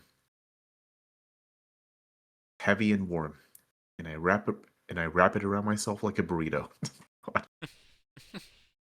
The bed is firmer than I'm used to, and the pillow thinner. There are like 3 other blankets though, so I ball one of them up and use it as a second pillow. As I try to get comfortable, my thoughts start to drift off. The detached part of me is glad that the timing worked out well enough to avoid jet lag. And in all, aside from the Wi-Fi, this is pretty nice as far as accommodations go, especially since we're not paying for it. It seems strange that Morgan would come out all the way here just to take naps sometimes, but I can already tell that most of what Morgan does would be considered strange. Strange but harmless, I don't mind. But when I think of her mother, the mayor, a chill runs down my spine, and I bundle myself even more tightly in the blankets. I should give her a second chance, though, especially if she didn't have any warning about her arrival. It stands to reason that she'd be annoyed at Morgan renting out her family's cabin like that. When I think of it that way, her reaction seems pretty justified. I'll just be extra polite to her next time we meet. Hopefully it isn't an interrogation, like Morgan said. That was probably just her being dramatic. I yawn, wishing sleep would come faster. Me all the time, yeah. Me all the time. I mean, I think this is pretty obviously. Oh, surely this isn't going to happen. It's going to happen. Yeah. Evil mayor. Evil mayor. I expect to be out before my head even hit the pillow, not lying here with my thoughts racing. I try to block out everything and focus on my breathing. In, Did that get picked up? The out? oh. In, out. In, out. In. A loud tap, tap, tap on the window cuts through the silence. My heart leaps to my throat as I bolt upright in bed. I get tangled on the blankets, scrambling to haul them off me. Oh, Oh my god, oh, raid hype. we have a raid. Hello, Fair Luna. Welcome in. Thank you for the raid. Hello. Let me give you a shout out. I'll give a shout out over here too. Yeah, how how was your stream? I see you were playing a Sucker for Love. I've I've heard of Is it that.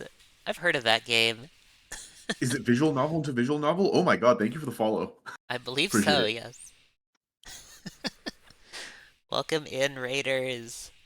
Let's give you well, I did shout you out. Hope you all had a good stream. Some kind viewer gifted you the sequel, I see. Yeah, here's my intro. For those of you who may not know me. I mostly play RPGs and visual novels, so funnily enough, this is within my wheelhouse. This is not within my wheelhouse, so I'm just along for the ride with the few people from my community who are like, ooh, visual novel. Yeah. Yeah, with some timed elements. Ah, I see. Yeah, I think I remember the original being like that too. Yeah, I've never actually played the original, but I've seen people I've watched people play it on YouTube. Yeah. I'm glad it I'm glad you've been enjoying the sequel so far. Yeah, welcome in Raiders. If any of you need to do like post-stream self-care, anything like that, get something to eat, some water, some rest, whatever you need, please feel free to do so. Yep, take care of yourselves. Yeah, gotta put yourself first, you know? Yeah. We are playing Heart of the Woods. It's I haven't It is really a visual novel of all time. yeah, I haven't really seen any like choices we had to make, but Yeah, we're it just kind of seemed along for the ride with our main character, Madison, yeah. who is a known yapper. Yeah. My voice is giving out on trying to read all of the narrative that she that she is putting out for us. That's fair, honestly. Yeah, she does talk quite a bit. It's not talk, but like the thoughts Yeah. talk a lot, and that's relatable. But like, I'm also tired from yapping, so That's fair. Welcome in, Wolfie. Thank you for discarding a Pokeblock. Hope you're doing well. hi Wolfie. Yeah, it's about Maddie and her conspiracy theory friend Tara. Conspiracy theorists. She loves cryptids. She loves Yeah, talking about cryptids and creatures of the night. indeed. She's a she's a content creator, in fact.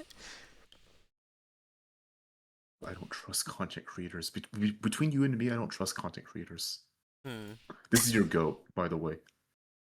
For those of you who voted Terra Normal in chat, this is your goat. Terra normal. Yeah, that's Okay, let's continue. right. Have you read this one? I think No. I think the raid happened like right as you were about to. Yeah. With one hand, I desperately feel for my glasses nearby. I finally find them and shove them onto my face, nearly jabbing my eye out. You don't have to mention that. With horror, I looked to the window, the one that made me uncomfortable from the start. It's Morgan. Lantern in hand, fist raised against the glass. She stands there patiently. If she knows what kind of emotional roller coaster she just put me through, she doesn't show it. You know what? Morgan's the goat. I think Morgan's the goat now. Yeah. She just does. Yeah. Shakily, I walk over to the window, not even switching on the lamp. With some difficulty, I wrench it open, disturbing a small mound of snow. Yes? It's the best I can manage. Anything longer, and I'm not sure I could keep it civil. Sorry, I forgot to tell you. Please be ready to go by 8, and I'll come pick you up. I just blink, unable to comprehend what I'm hearing. Is that okay? We could make it 8:30, but no later. Oh yeah, I forgot to mention. Yeah, they're uh, Madison and Tara are here to like investigate some paranormal happenings in this little snowy, isolated town. Indeed. Yeah, But this time it's real, surely. surely. This time. This No, time for no. sure. 8 is fine. Is that all? That's right. Have a good night. Sorry if I disturbed you. I slam the window shut and hobble back to bed. She doubled back in the snow and scared the hell out of me for that? I check the time on my phone. It's nearly midnight. 8 hours to sleep, and then be ready to go. Uh, it's nearly midnight. Usually when I'm looking at the time, midnight is already gone. Yeah, but usually when I'm looking at the time, it's 7 a.m.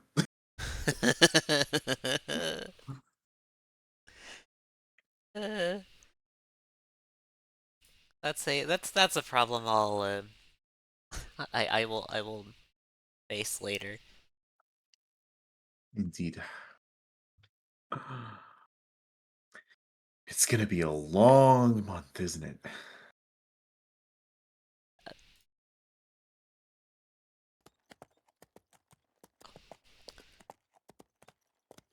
I would Okay. like to formally apologize to Madison Heart of the Woods for using Ice Punch on the forest.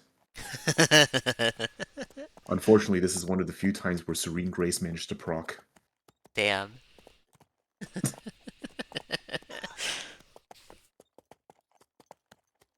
Look what you did to me, Zokai. Or look, not me. Look what you did to them. Okay. It's 8 hours and 34 minutes later. I know because telling time is my phone's only remaining function, yet I still check it constantly, like something might change. True to her word, Morgan was there to pick us up right at 8. A minor miracle that Tara and I were both ready to go. I don't know who had it worse, me waking up to my alarm or Tara waking up to me banging on her door. Even now, she slowly eats a piece of bread from the kitchen, looking for all the world like a cow chewing cud. That's how you describe your friends? Damn. With each bump that the carriage hits, my tiny cup of coffee threatens to spill onto my hand. I'm not sure that I feel it. Coffee. Coffee. Do I have it? Rio Sip? Oh, is that from your channel? Rio sip? Yeah. Yeah, I think so. Yeah, Okay. that's from mine. I see. That explains how I'm able to use it.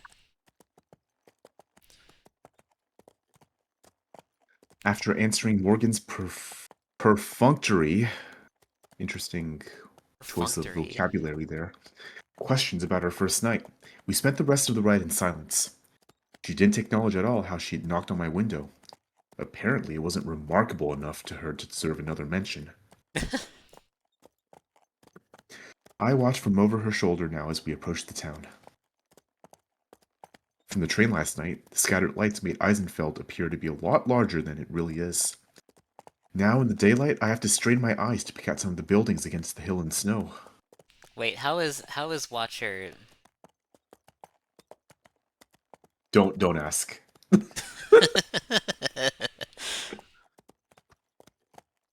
She's Watcher. She can do what she wants.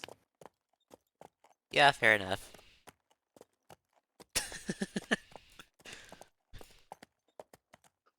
Tara's missing it all, staring at her feet. Crumbs litter the floor beneath her. Morgan guides us along a path that I'm pretty sure is the same as the one last night.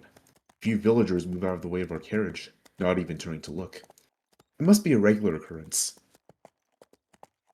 Even though it's hard for anyone to see us in here, I still feel self-conscious. I clutch the bag of camera gear tighter to my chest, hiding myself behind it. There aren't any other carriages on the road, nor anything bigger than a pushcart, so we still stand out, at least in my head. If the situation is at all awkward or out of the ordinary to Morgan, she doesn't show it. She pulls the reins and the carriage comes to a stop in the road. There aren't as many other people up here, but what few there are gives us a wide berth. And here we are. Tara finally perks up, the words clearly spoken for her benefit. It takes her a moment to realize that we've made an entrance, but as soon as she does, she's in showbiz mode. She leaps to her feet, throwing off the exhaustion like a disguise. Here we are indeed.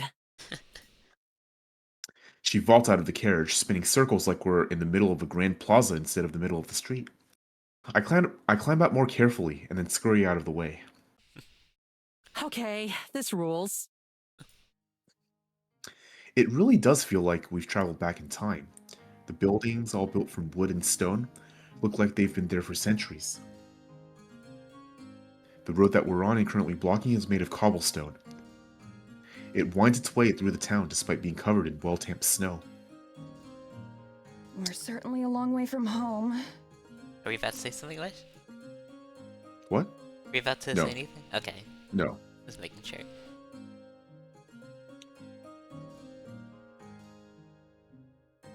Morgan doesn't disembark from the carriage and instead calls down to us. The town square is right down this road, but if I take you there, I won't be able to turn the carriage around. It's always a pain when that happens.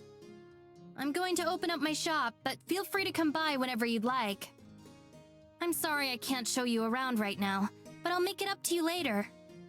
Where's your shop? Oh, right. She pulls a piece of paper from somewhere and dangles it towards me. I cross the road and take it from her. Unfolding it, I can see that it's a map. Despite being hand-drawn, it's pretty coherent and legible. Certain buildings, like Morgan's shop and the local pub, are denoted by handwritten tags. At the middle of the road where we're currently standing, she's even drawn in a helpful "You are here" notice with a smiley face. She's clearly planned this well in advance. Cool. Thanks. Feel free to stop by around lunch. I'll make you both something. Hell yeah! You're the best, Morgan. Thanks. Morgan's the goat. Yeah. Morgan gives us a brief wave before heading off to wherever it is you park horse-drawn carriages. I point in the direction of the town square that Morgan mentioned, wanting to get away from all the people who are currently gawking at us. We definitely stick out, if only because of our colorful hair and clothes, and pronouns. Yeah. Combined, their outfits have the color palette of a bowl of oatmeal. That's a way to describe it.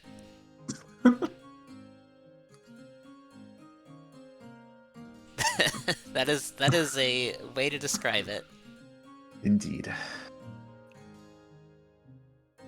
Although they stare, no one really says anything, either too polite or too intimidated. Both Tara and I avoid eye contact with strangers as we hurry to the empty town square. Well, that couldn't have gone worse. There are a million ways that could have gone worse. If people looking at us funny is the only downside of this trip, then it'll be our best episode yet. I mean, Happened under ever. other episodes. Huh? What happened in your other episodes that you would like to share with us? Yeah. Terra, Heart of the Woods. Yeah. Yeah, but what happened? What happened?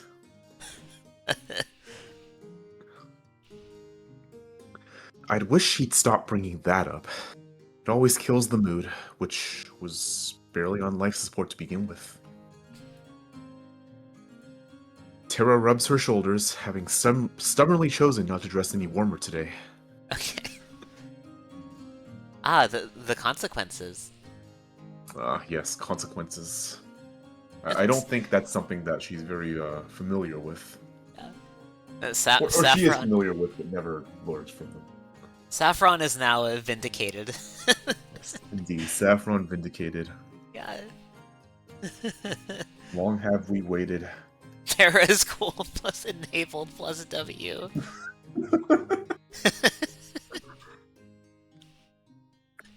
Okay, ready to get your Terranormal on, Mads? Terra normal on. Alright.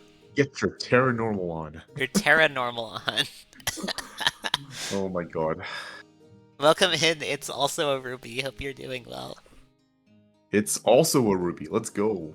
Yeah. Welcome, welcome to our Valentine's Day special. Yeah. It's...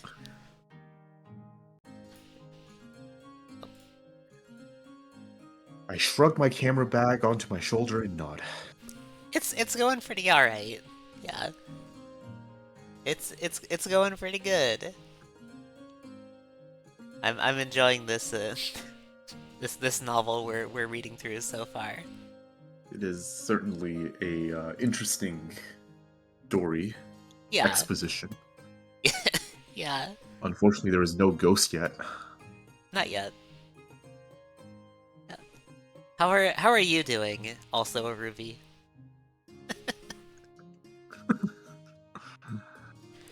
I'm gonna have to figure that part out, like what name you prefer, since since I am. What if we're all ghosts? What if you were the ghost this whole time? Sorry, Scruggs. Damn. I suppose there's no harm in spending a little time establishing the location. Might as well get some B-roll while we're here. Working on some stuff, trying to be productive before bed. I Scruggs see. saw that.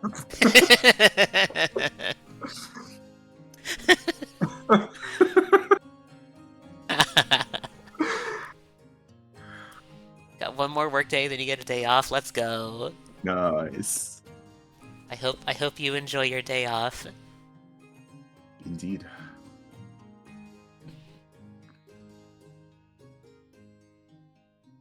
One thing that both Terra and I have in common is that we're not really sightseers. You prefer to just be called Ruby? Yeah, I can do that. I can say Ruby. Someone recommended a bunch of rubies to you, so you're trying to reach out. I see. Collecting rubies like the Infinity Stones. Yeah, there are a surprising amount of rubies on Twitch. That's so cool, honestly. Yeah. Yeah, I will say Ruby. Yeah. The Ruby uprising shall happen. Ruby Uprising. I hope that. Speaking of rubies, I wonder if. Oh yeah, I guess Ruby Nekomata wrapped up a while ago. Yeah, she was streaming like this afternoon, I think so. Yeah, by this time. She's the racing Ruby. The racing cat girl.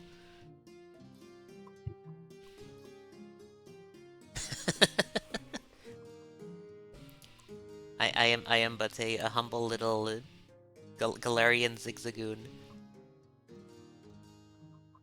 This is my corner of Twitch.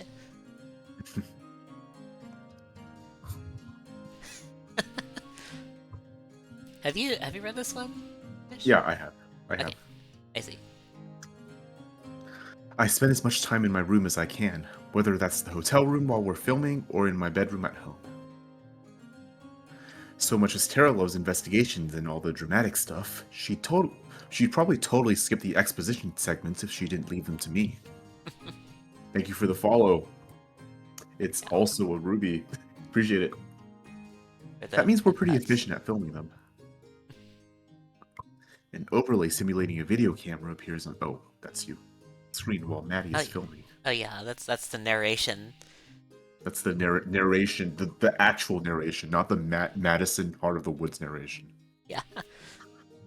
An overlay simulating a video camera appears on the screen while Maddie is filming. I turn on the camera and slowly turn a circle, capturing the ground, sky, and some nearby buildings for footage that we can splice together later. Benjamin is here now. Let's go, Benjamin. You can now give him head pats. Let's fucking go.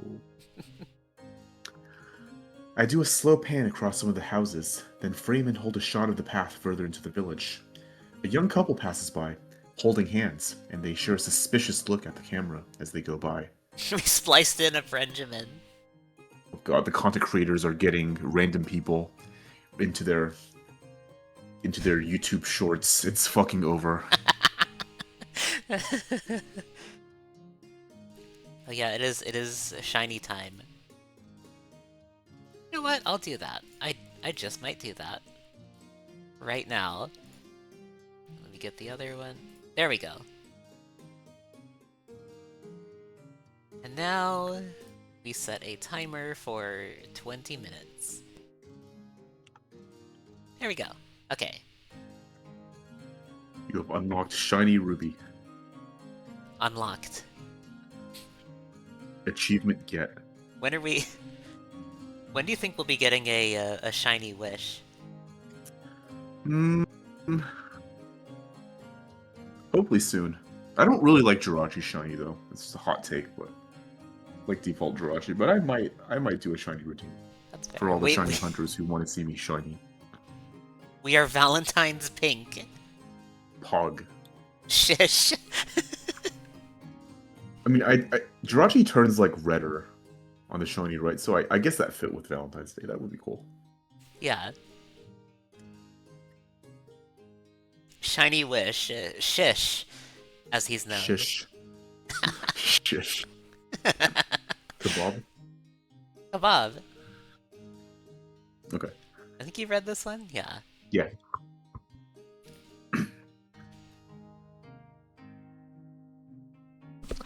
Guess I'm editing that part out later. Most of the time, making paranormal videos is just me finding ways to stretch 10 seconds of interesting footage into a 10-minute video.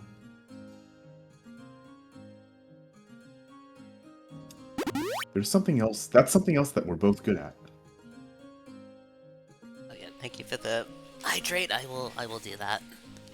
I'll also hydrate. God knows I need it. Yeah. You've been doing a lot more reading than I have.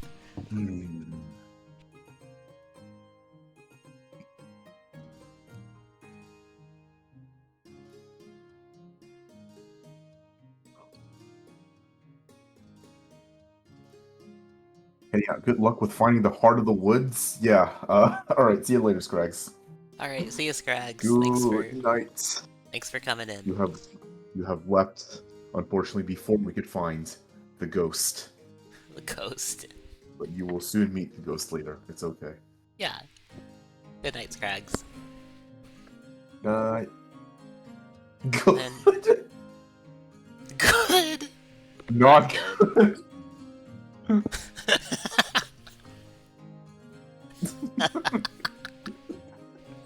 Wait.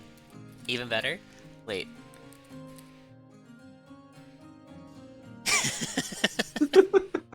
Bro.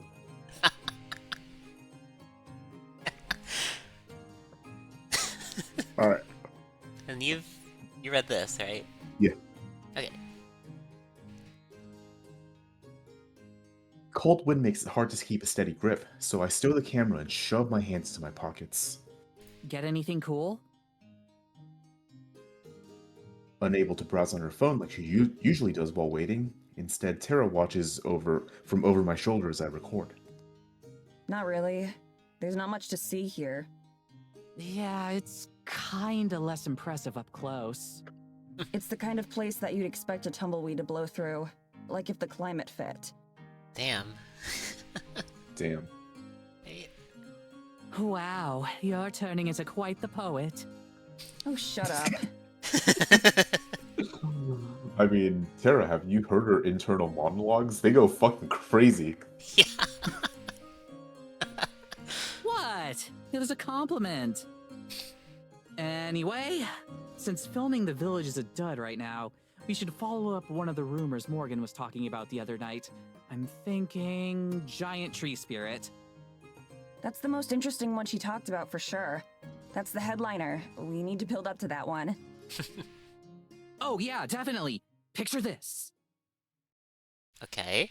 We head to the woods to get some creepy shots. Do it right around sundown. Make it super ambient. Lots of atmosphere, wind sounds, maybe a wolf howl.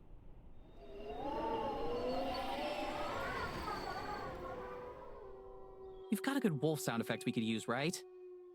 Yeah, of course. Anyway, I do a narration over all that, introducing where we are and what we're out here looking for. Then we get a sound of a big branch snapping, and just cut the video right there. Tara looks pleased with herself and glances back at me for approval. Takes me a minute to react. So, end the video on a cliffhanger? Yeah, I think so. We can definitely stretch the Eisenfeld stuff into a mini-series or something. We should be able to get at least 3 episodes worth of stuff out here. That sounds fine. A snapping branch is a pretty weak way to end it, though. Especially since, like, we uploaded the video. No one's going to wonder if we're okay or not. Oh, that's true. So you think maybe we just make one long vid? Or end it differently? Maybe a different ending. I'll think of something later. Cool. You're the best, Mads. I smile, but it hurts a little. I'm sure she's not trying to make me feel bad. She probably doesn't even know that I do. I just shrug, wanting to change the subject. We can also follow up on some of the smaller rumors. Like, in her email, she mentioned mysterious lights out in the forest. Like a will-o-wisp? Aren't those actually real? You're the expert. You should know that, not me. Sick burn.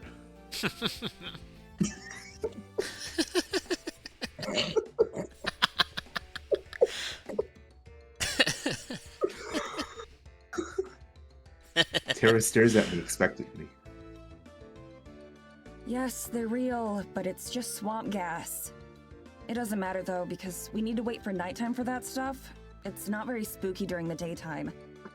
In that case, we definitely want to talk to the locals. See what kind of rumors they've heard of, that kind of thing. Right, that's definitely the smart thing to do. We both face back towards the street we came down, where Morgan dropped us off with all those nosy people. Who just stared at us but wouldn't talk. Awkwardly. Or we could get some more establishing shots from other parts of the village. Give her the posture check, Ruby. I am straightened out. I like that idea. It's the straightest thing on the street. Yeah.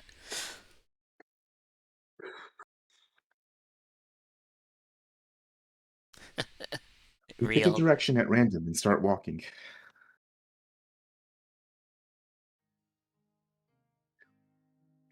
As we head further into town, it starts to get more lively, and there are more people around. That might just be the time of day, though.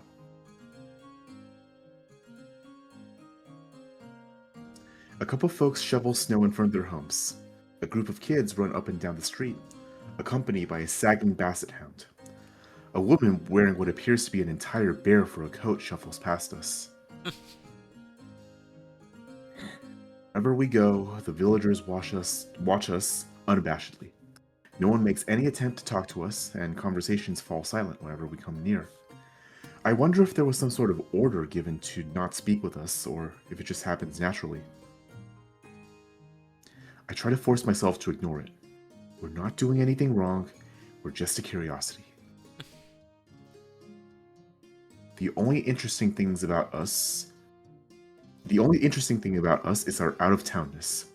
Morgan said that there are rarely ever visitors out here.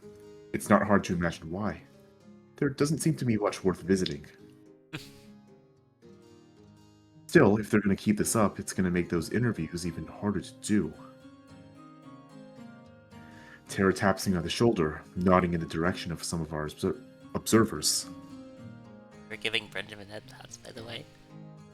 Is it just me, or is there kind of a creepy serial killer vibe going on here? Morgan. Morgan. Oh my god, can you not? Hey, I'm just kidding. Just trying to lighten the mood a bit. My reaction having ruined any chance at that, neither of us speak again. I unpack the camera again and film a few of the storefronts as we go. As long as I'm surreptitious? Surreptitious? I'm surreptitious enough, most people don't notice and thus don't change their behavior. Inevitably, whenever someone does see me filming, they tense up and just stare, ruining the take. Yeah. Yeah. I'm sure this is a very threatening thing to be looking at. It's like they've never seen the camera before. Maybe that's not far from the truth. Kirby stand. One thing I have to give to Eisenfeld's credit is that there's more personality in its construction than I thought at first.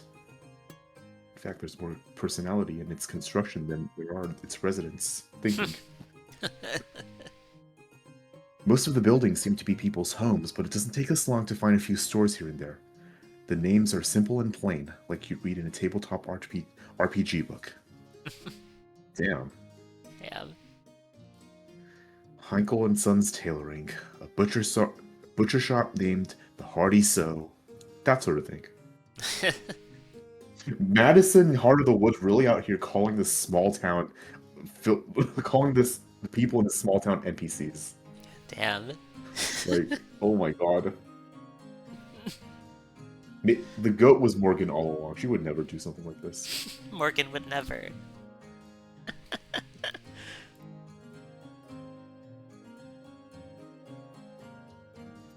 When we pass by a tavern called the Bushy Beard, I can hear Tara snickering behind me. Do you think they have barmaids? What? Huh? Like the What? sexy Oktoberfest kind? Do you think they have those here?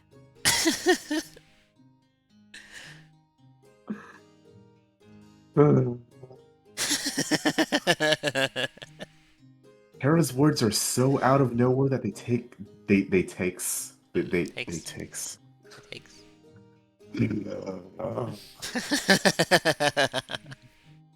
they take me a second to mentally process. This isn't a Renaissance fair, Tara. I'm pretty sure they just wear normal clothes to work. Tara's mouth gapes wide open. Wait, what? Back up. Ren fairs have sexy barmaids? That's not what she's saying. Where else Not what did you she's think going they to say. come from? Everything? None. Okay. I have no idea. I always thought those things were just full of boring stuff. What? Not at all. They have swordplay demonstrations or time period appropriate foods. Some local experts will give talks or lectures on certain topics, and Like I said, boring stuff. whatever. There's more to it than just cosplay. I bet you'd actually like it if you went with me next time. Plus, I thought you loved history now. Not the boring kind of history, duh. How are swords boring? Whatever, Mads. He walks away. How did I manage to lose an argument she started?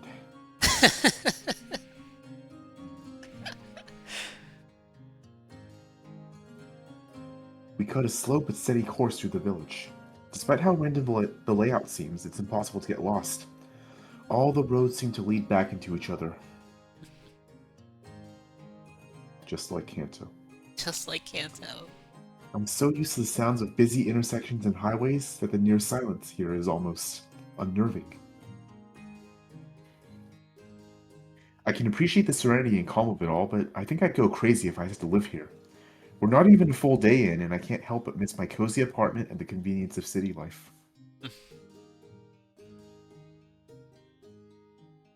Eventually, we take a... It's not loading for me. There it is. Oh. Uh-oh. Eventually, we take a path that brings us back to a familiar site. Town square that we visited right after Morgan dropped us off. According to my phone, it's been a little bit over an hour since then. Still too early to meet up with Morgan for lunch. I guess we can't keep putting this off for any longer. I think I have enough of the town now. Do you want to start interrogating the villagers? Interviewing.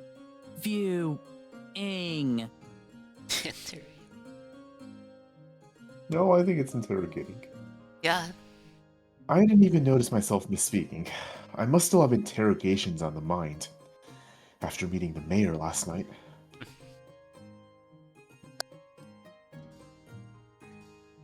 Tara poses dramatically, hyping herself up for the camera.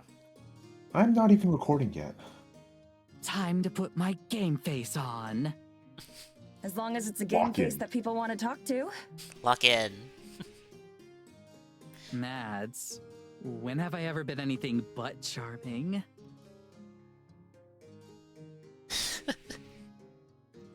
She sighs. Yeah, I know. I'll keep it chill for these so we don't freak anyone out. But, like, how do we do this? Just go up to people and ask if we can chat? I guess. I don't have any better ideas. But this is how we usually do it. Except, usually, people are more curious about who we are and what we're doing. Sometimes after introducing ourselves, there are even people who have heard of us. That is definitely not the case out here. Hell, I wouldn't be surprised if Morgan was the only person in this whole village that uses YouTube. Who uses YouTube. Yeah.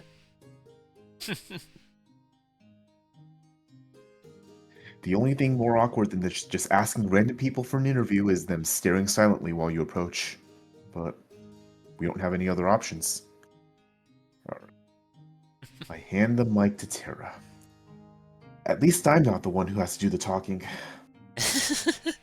Tara versus 1000 Kirby stand. Who will win? Place your bets.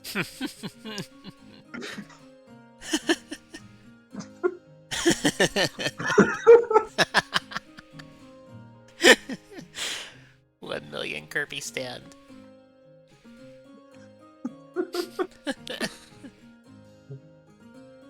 You should add Kirby stand to your channel. That's true. I need to add that. Is it a FFC? I put it on Better TTV. I see. Oh, there's Tara Kirby stands stand. there with a mic in hand. I can do Kirby stand here. Nice. All right. Let's see how she does. And stands there. You good? Yeah, I am. Just give me a sec, okay? Okay. She misheard me. She thought she was trying to be the Kirby stand, not versing the Kirby stand. Terra stand. Terra stand. True.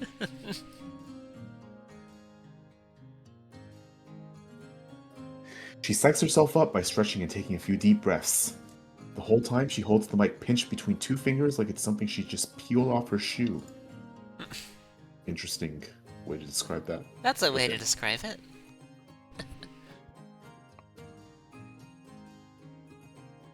Once she's finally ready, she gives me a thumbs up and starts to walk again.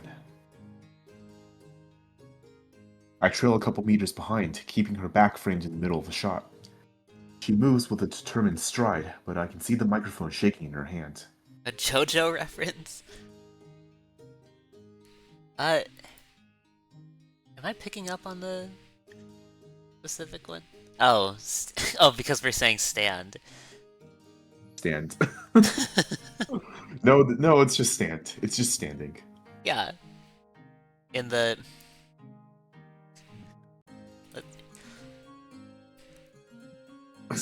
yeah, stand as in... yeah. As in the act of standing.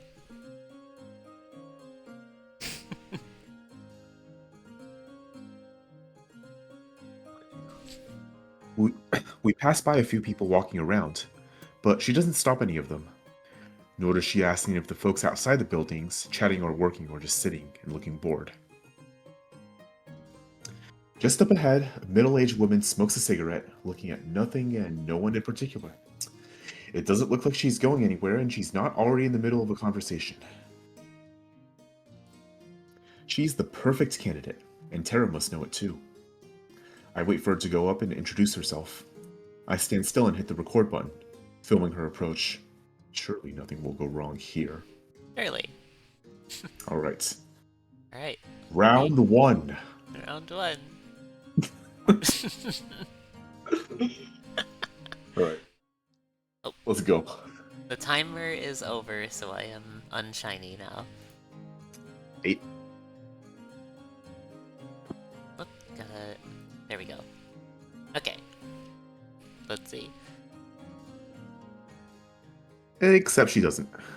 She walks right past the lady, whose gaze follows as she goes. Dang. Come on, Tara, get it together. Get it I together. pause the recording and hurry to catch up, hissing Tara's name. I have to say it twice before she hears me and stops. Sup? What are you waiting for? We've passed like a dozen people now. Right, but none of them are the right one. Which one is the right one? You know it's impossible to tell. I'll know when I see them. Alright. Sure you will. Sure. I roll my eyes, but I don't chastise her. She's trying her best. Oh, okay, here we go. Get ready.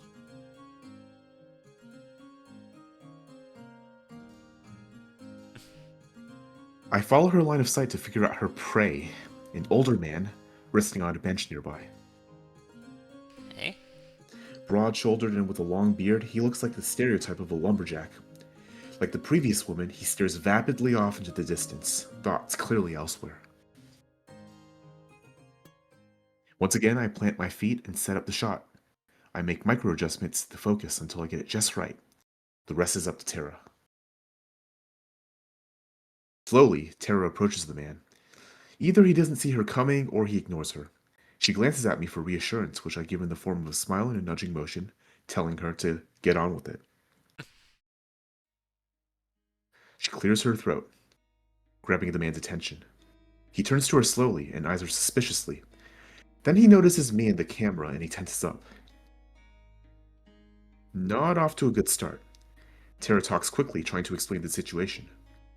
Hi there, my name's Tara Brick. My friend Maddie and I are visiting from out of town doing a report on Eisenfeld. I was wondering if we could ask you a few questions. Report? What kind of report? He relaxes just a little bit.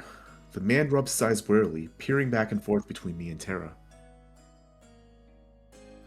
I'd wish he stopped looking directly into the camera.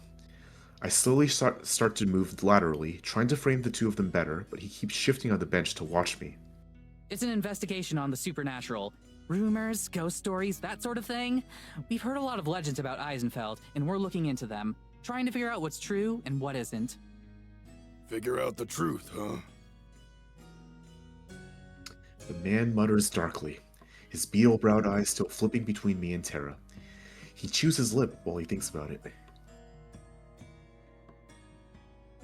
Something about his face strikes me as odd, but I can't figure out what it is. It's probably just a trick of the camera or the light. Well, Maybe a alright. ghost. I suppose I've got the time. Ghosted. It takes Tara a beat to respond. We were both sure that he was going to tell us to bug off or worse. Great, thank you. So, can you tell me about Eisenfeld? Just what is life like here? On an average day? That sort of thing.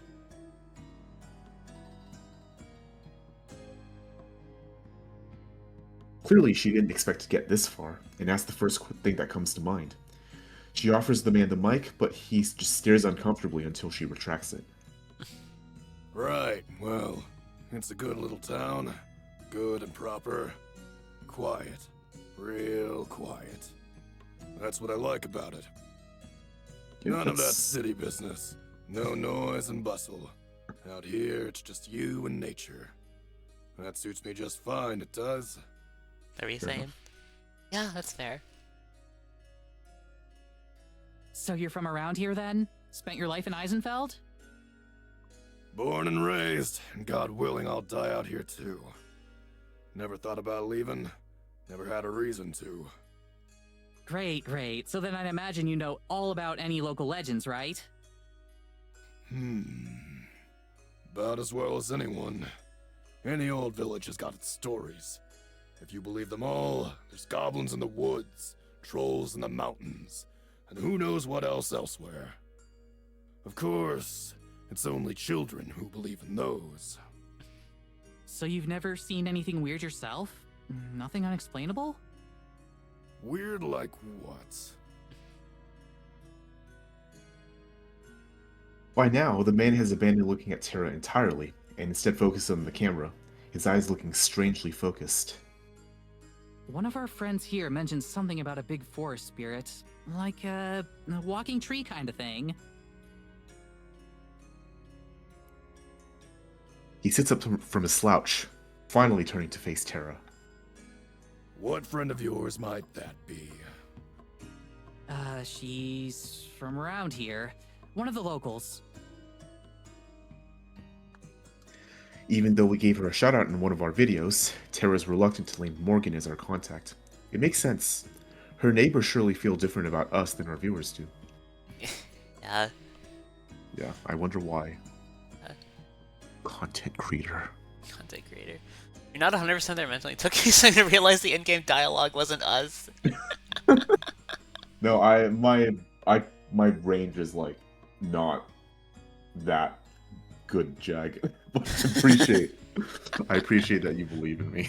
Hey Jag, hope you're doing well.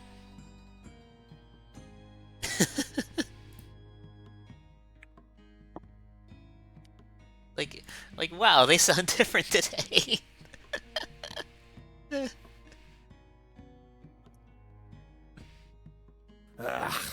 I'll bet it was the Fisher child, wasn't it?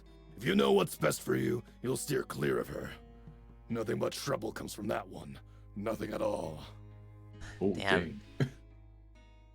Is the mayor slandering her daughter? Who's to say?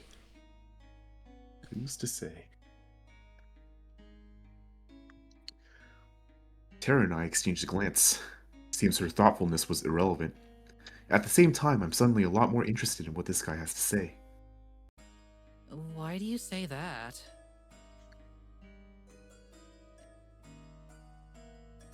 It feels like a strange violation of privacy to be asking the stranger his opinion of our host.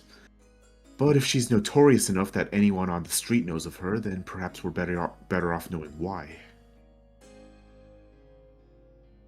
Spitting into the snow, our subject stands and turns his back to us. There are some questions you ought not be asking, miss. I'll be going now. Enjoy yourselves. He lumbers off into the town, though I don't watch him for very long. Questions we ought to not be asking, huh? I'm not sure if that's a threat or not. For the sake of my anxiety, I try to tell myself it's not. I joined Tara on the bench, doing my best to avoid the puddles of melted snow. That was something. Yeah? That's putting it nicely. Maybe if you didn't press the issue, you could have gotten a little more out of that guy, but no. You know. I don't know what that was either. Maybe Tara's right. It was something. You get it all?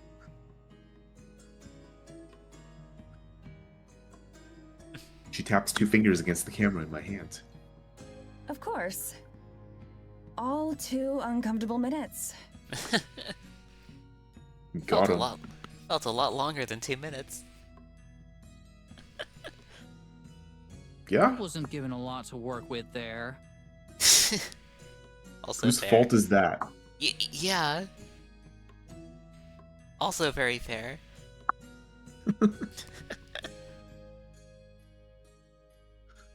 I replay the recording with Tara leaning over to watch along with me.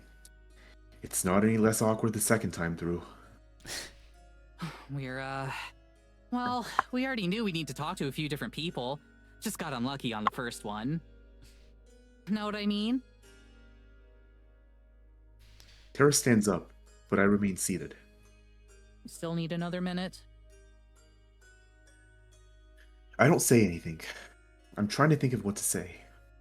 Hello, Earth to Maddie. Please respond. I'm thinking. My voice is too harsh and snappy, and we both know it.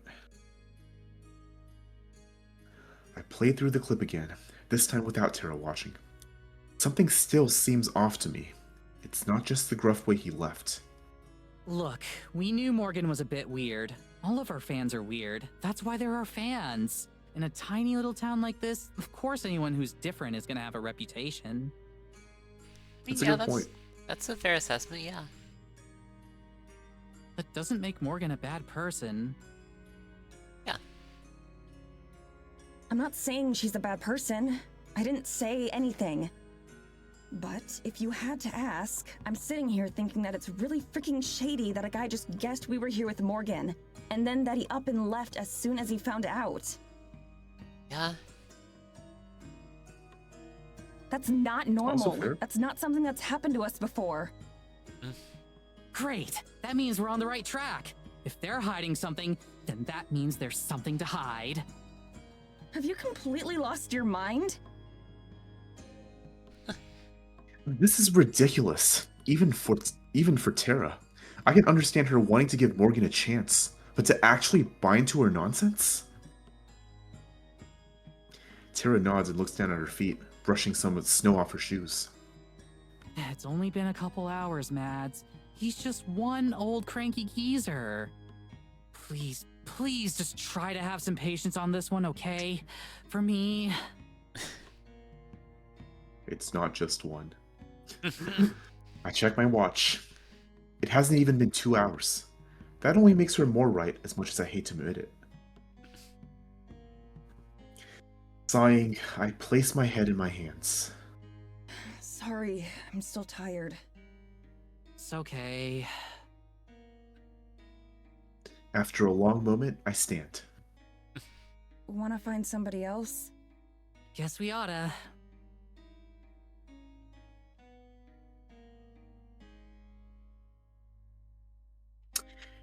We traipse Traipse, I think? Yeah. wordlessly through town a bit more. I keep the camera stowed. I'll set up when we find someone. Now that we've been burned once, I start to understand why Tara's so reluctant to speak to anyone. What once seemed like people tightening their clothes against the cold, now seems more like turning their shoulders towards us. A suspicious number of folks look away from us to cough. Alright, have a good night, Wolfie. Right. See you later, Wolfie. For stopping Good night. by. Good night. Alright. Speaking of which, how much How much longer do you want to go? We're at the almost 2:30 mark, so maybe up to 3 hours, and then we can call it. Yeah, sure. I'm down for that. I You've read this one? Yeah. Okay. The amount of times we pass by the same places certainly doesn't help our appearance. By now, there are a few especially chatty villagers that have seen us pass by at least 4 times. It takes another 15 minutes of looping around town before we find another candidate. Welcome Hi, in. Knuckles. Welcome in, Knuckles. Hope you're doing well. A pair of girls around our age are waiting outside a shop. Inside, a third girl is talking to the shopkeeper. People our age are going to be our best bet. One of the waiting girls sips from a small mug of what I assume is coffee. She sees us and nods her head in greeting. That's the nicest reception we've gotten so far. What about them? Worth a try. This time, I approach with Tara. I let her take the lead, but I follow close behind, force myself to smile in order to seem more approachable. Okay, I'll do the sip too. I have this one.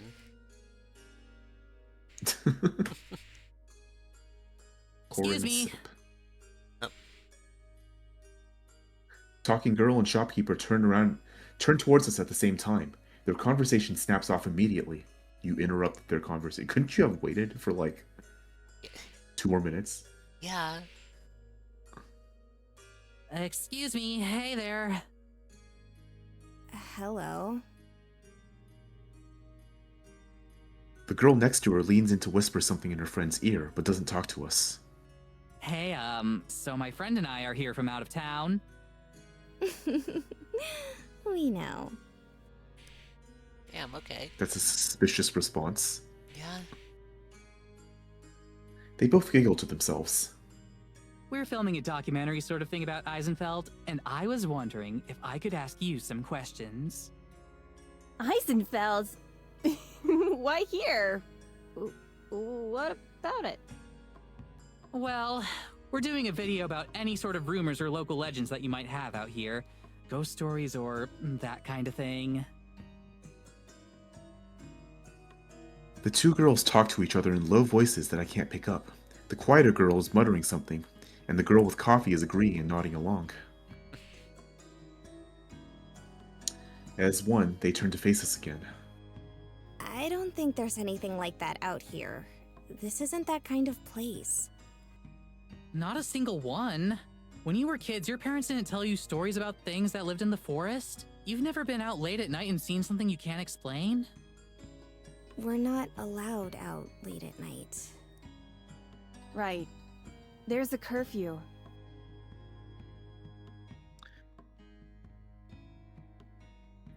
The girls go quiet, nodding to themselves. Sensing a dead end, Tara changes her tactics.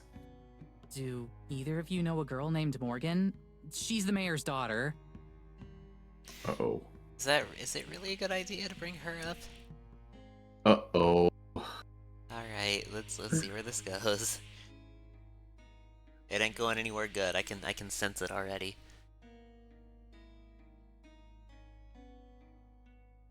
The first girl, the one with the coffee, grins at that and pulls out her companion's arm. The other girl swats her away, face turning pink. Oh, I'm pretty sure everyone knows her. She smiles devilishly at her embarrassed friend. Yeah? Huh. Huh. Some of us better than others. Yeah? Yeah? Okay. Alright. Okay. What's she like? Why is she so famous? She isn't that bad. She's just... She's trouble and you know it. Staying out after hours, sneaking around town, she spends a lot of time out in the woods too. Sometimes overnight. What do you think she's doing out there? If there's a particular conclusion we're supposed to have reached, it's lost on me. Still, it can't be coincidence that we're 2 for 2 now on people being weirded out by Morgan. 3 for 3, if I count myself. Do you think there's something out there? The 2 girls blink, as if their reaction was planned. Something like what? Tara shrugs. No idea. Like I said, that's what we're researching. I don't think you'll find anything like that here. I'm sorry, but this isn't a very interesting place. Right. Right. Right. I stride away, leaving her behind. I head into a corner between 2 buildings, out of sight of the girls we spoke to. Tara catches up and then leans against the wall next to me. That didn't go much better. Really, you think? You think? You think? Was it just a coincidence that these 2 other random people we met happened to have the same opinion of Morgan as the first? She At least didn't they tell her explained. mom, the mayor of the whole town, that we're going to be staying in a cabin that her mother probably owns. What were you saying? I mean, at least they explained why, instead of being cryptic about it. Yeah. For a month. She rambles off stuff that makes any one of our videos look like an episode of Scooby-Doo, and then the next morning just dumps us off in the middle of the village. We haven't even been here for a day yet. We've seen our host for like an hour tops, and we were practically asleep for most of that. How am I supposed to have a good opinion of her so far? I mean, yeah. Well, have you considered Madison Heart of the Woods that she's the GOAT? Have you considered?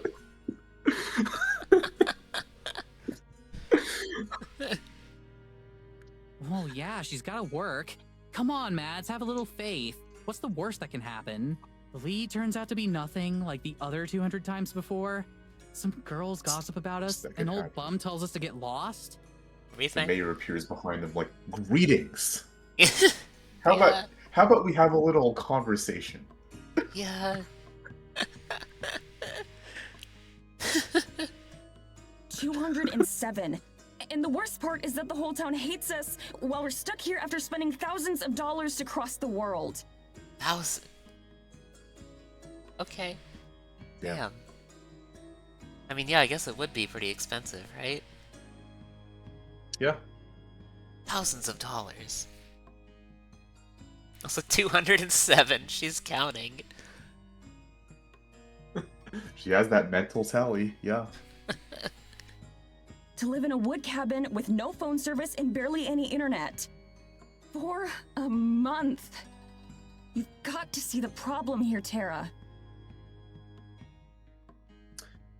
Tara sighs and throws up her hands. Okay, so what? What is it that you want me to do? We're here and you hate it. I get it. So what's the solution? What is it you're hoping for here? Like I said before, let's just deal with it. Make the best of it we can, and try to have some fun. That was the whole point of this thing. It was supposed to be fun. You think a month in a cabin with no connection to the outside might fix you briefly, Fix at you. least? Well, it certainly isn't fixing them. Yeah. In fact, it's doing the opposite. It is making them worse. Briefly, very briefly. But fair enough. Yeah. If she's trying to encourage me, she's doing a terrible job of it. Whatever. Let's just get this over with. And this time, don't mention Morgan. If nobody here likes her, then you're probably better off not bringing her up. Also a good point. Yeah. I can see that she wants to say something, probably argue, but then she deflates and nods. Yeah, I mean, even she has to get it. Yeah. Okay, no Morgan. She goes quiet for a moment, staring off into the town. She takes a breath, then sighs, visibly relaxing. She starts to lead the way, not looking back at me. I feel a sharp pang of guilt as I stare at her back. I did promise to try, and here I am again, making everything worse. Tara. She stops in place. Sorry. Again. Really.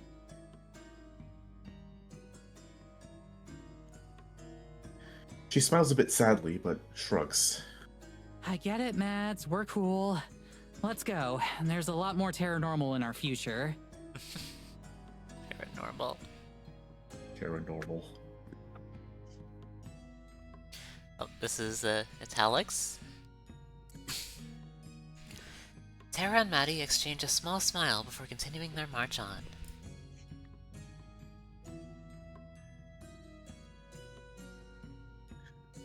Eisenfeld seems to have been built so that no matter what, you're always walking uphill. We make our way up yet another one, past a low crumbling wall and a few more houses. As we make our way up the street, bitter-looking old woman with a broom stops what she's doing and eyes us. We've walked this part of the road several times. Several times now, but she wasn't here before. Hey you! Who are you? You aren't from around here? Oh, how could you tell? Sharp eye you have, lady. The last part is definitely a statement, not a question. Very observant, Madison. Yeah. Tara slows down just a bit to mutter beside me. Looks like we found number 3. Are you sure about this? Tara, are you sure? God. Alright, let's see how this goes, I guess. Content creators. Content creator.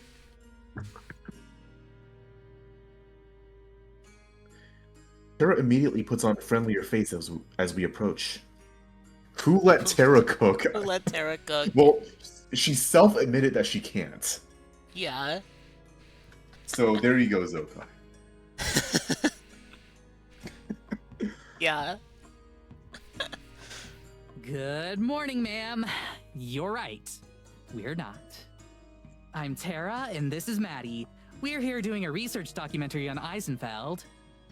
Would you mind if we asked you a couple questions? About? Some of the local legends and rumors from around here. I'm actually afraid that she's going to say yes, because I can already tell this is going to end as badly as the last two. I've decided how to answer Tara's question of what I want. I just want to go back to the cabin and be bored. At least it's not awkward and uncomfortable there. I mean, you can't be that bored when you brought so many books, right? Yeah, true. Can't be that boring. Yeah. It's just like Ty Lopez says, read a book a day. Read a book a day.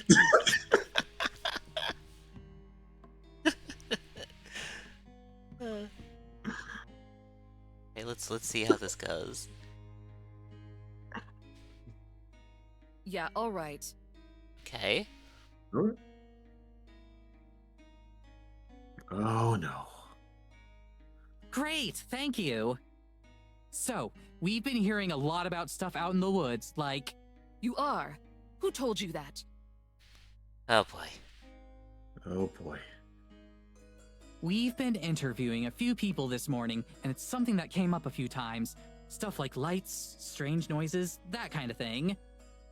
Have you ever witnessed anything like that? Never. Oh. Never?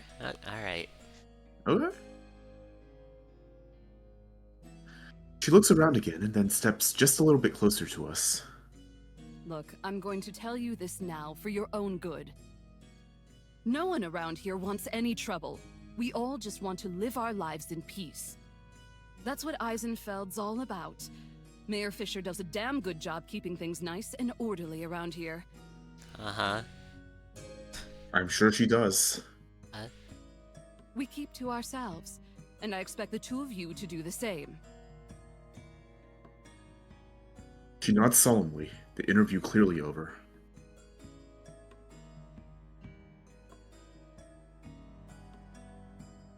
Just as useless as the other two. Not a whole lot to... Well, we learned something, I guess. Yeah. Yeah. The mayor is evil. Yeah. That's what we learned. Though Yeah. we already knew that. Just reaffirming that. Yeah. Yeah. As we go, Tara waves over her shoulder. Thanks for your time. And then, so only I can hear her. Bitch. Okay. Yeah. Not wrong. Not wrong.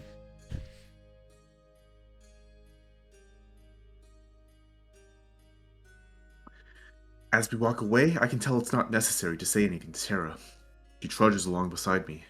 There's something to this town, yeah. Yeah, they're keeping a secret away from these folks. Yeah. And and some of them clearly aren't happy with how Morgan is trying to expose them. I guess they just don't like goats. Damn. They don't like the goat. The goat. You haven't read this yet, have you? I have. Okay. Annoyed as I am, I still feel bad seeing her so bummed out. Maybe it's finally starting to sink in. So now what? She asked me that She asked me that after the second interview too. Now... I don't know. Let's go to Morgan's shop and eat lunch. Yeah. Wait, for real? You want to go see Morgan? Mostly I want to go see what Morgan makes for lunch. Yeah. They've been walking for like a little over an hour now. True, yeah. They've got to be hungry at this point. For sure. Gotta see what I'll take Morgan it. is cooking. Yeah. But hey, can you like... I'll be cool. Don't worry. She smiles, relieved. Yeah, I know. Sorry. I know you will. I take out the map that Morgan gave us this morning. By now, I've been through the village enough times that I can mostly navigate there by memory. What kind of shop does Morgan run? Do you remember? Semicolon. Semicolon. I think Like- it's semicolon, right? Oh yeah, instead of a comma. Also, she didn't really mention that, did she? Yeah, she just said she needs to open her shop. Yeah, But not what kind of shop. Yeah, Morgan runs a shop. We don't know what kind it is. Of indeterminate quality and I don't know where I was going with that. I don't know where I was going with that, but yeah, I guess we'll find out. Determinate quality and stock. True. Yeah, that's the word I was looking for. Yeah. I think she said it's an antique shop. Oh yeah, I guess she did say that, huh? What do those places even sell? Antiques. Yeah. Lots of furniture that's exactly. been around for decades, or random stuff like books and glassware. Yeah. You and Maddie were on the exact same page. I don't know whether that's a good thing anymore.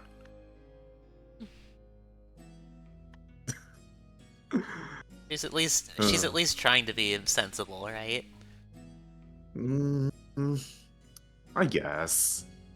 Yeah. I guess if you film this many episodes with someone and you're always around to see the worst of things, you can get a little snappy. I understand. Yeah. That's see where oddly she's coming from. specific. Oddly specific, yeah. What were you saying, Wish? I can see where she's coming from, Yeah. etc., etc. Yeah. My mom's into antiquing. She always says you never know what you'll find. That's true. We should do an antique episode of Terranormal someday. We can have your mom on as a guest star. Okay. I'm sure she'd love that. Okay. Yeah, probably. Do you think Morgan sells anything really out there? Like a possessed baby doll? Or a cursed sword? Who would want to Oh my buy God. those kinds of things? You'd Yeah. be surprised. I mean, yeah. Fair. The same people who go to Ren fairs.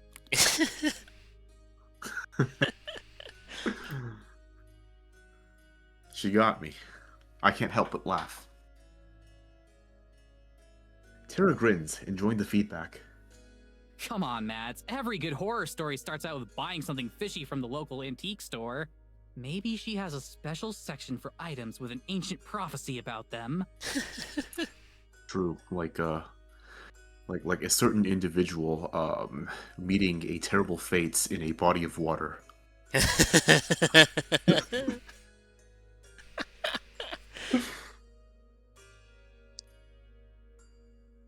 Maybe a mask or two.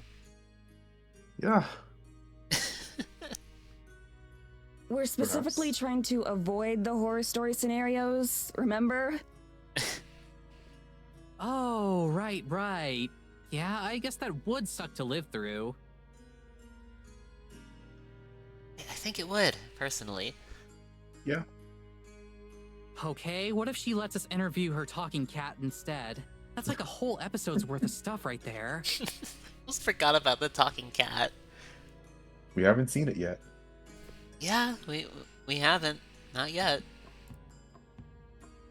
The internet loves cat videos. That one could go viral. I mean, that's also true. It's true. Yeah. That's what I'm saying.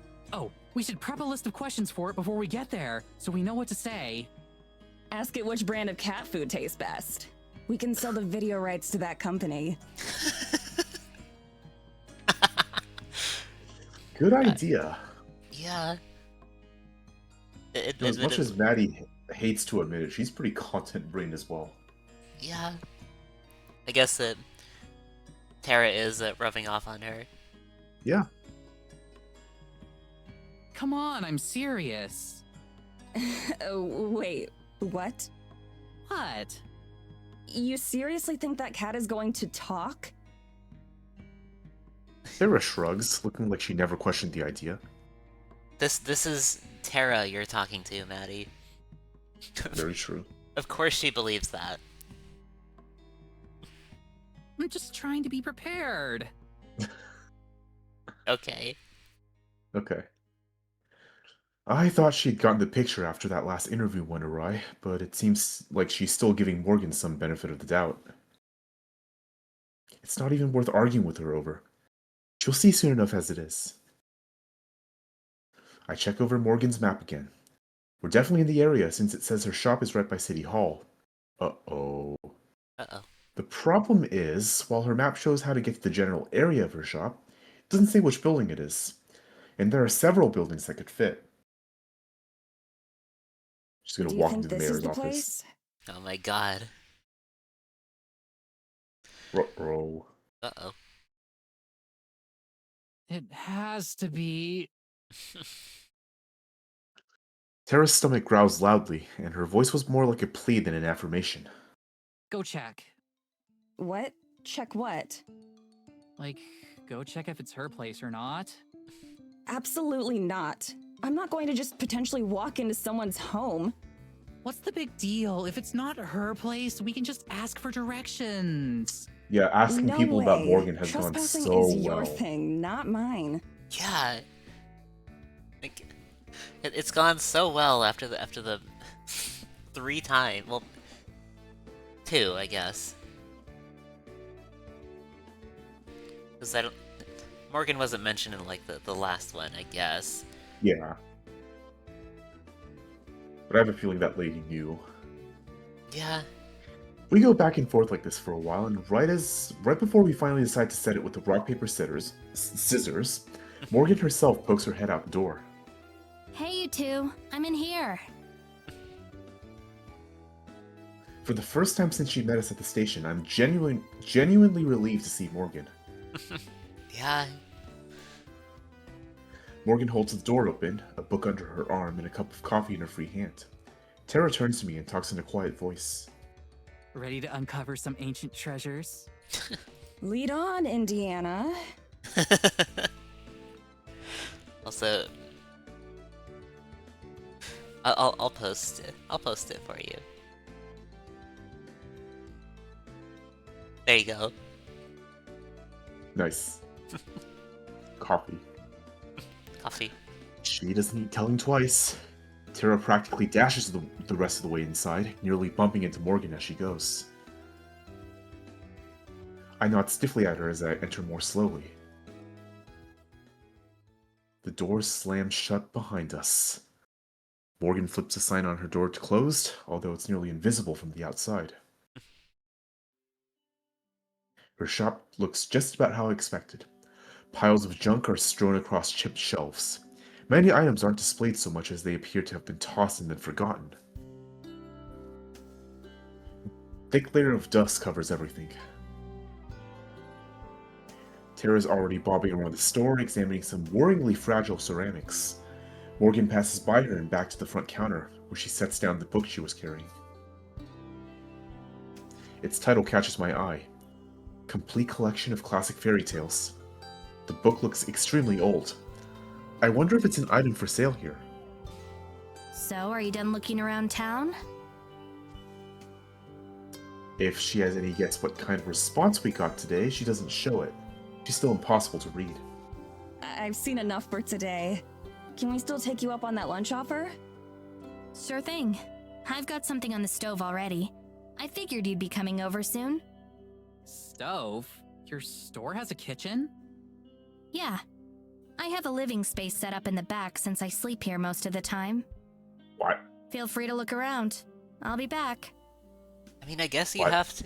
I guess you kind of have to be around in case somebody wants to buy something, right? That is true. I guess you have to keep your shop open for the werewolves that want your antiques, I guess. You Also- fleeting spirits passing by.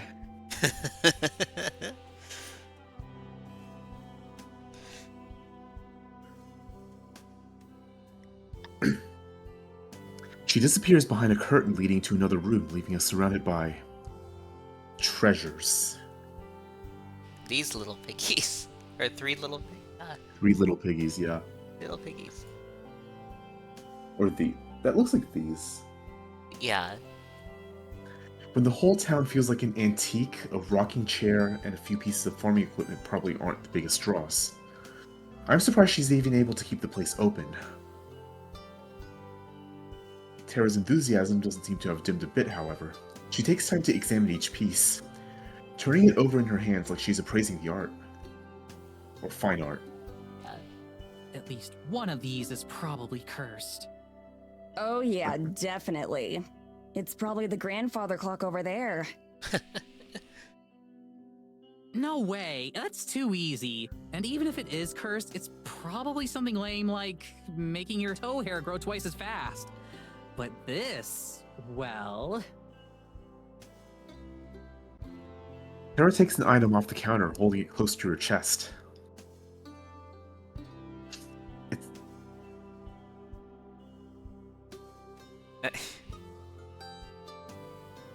Oh yeah, that's me. Okay. Yeah. It's a lamp, but the stand has three very realistic pigs standing on top of each other. The lampshade has these little piggies printed on it like a scripture. This is the big leagues. You want a curse that's gonna last for generations? You use this bad boy. Okay. Hey, you think Morgan would mind if I brought my Ouija board in here? As she says that, she puts the pig lamp back in its rightful place, where it can't hurt anyone. Wah Wegboard. Who's going to understand that? I don't, actually. I need to link the Luigi board video. Luigi board. Can you burn a Luigi board?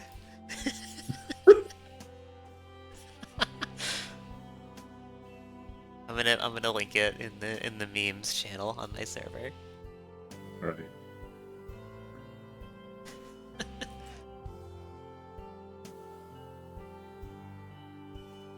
There you go. Now you can look at that.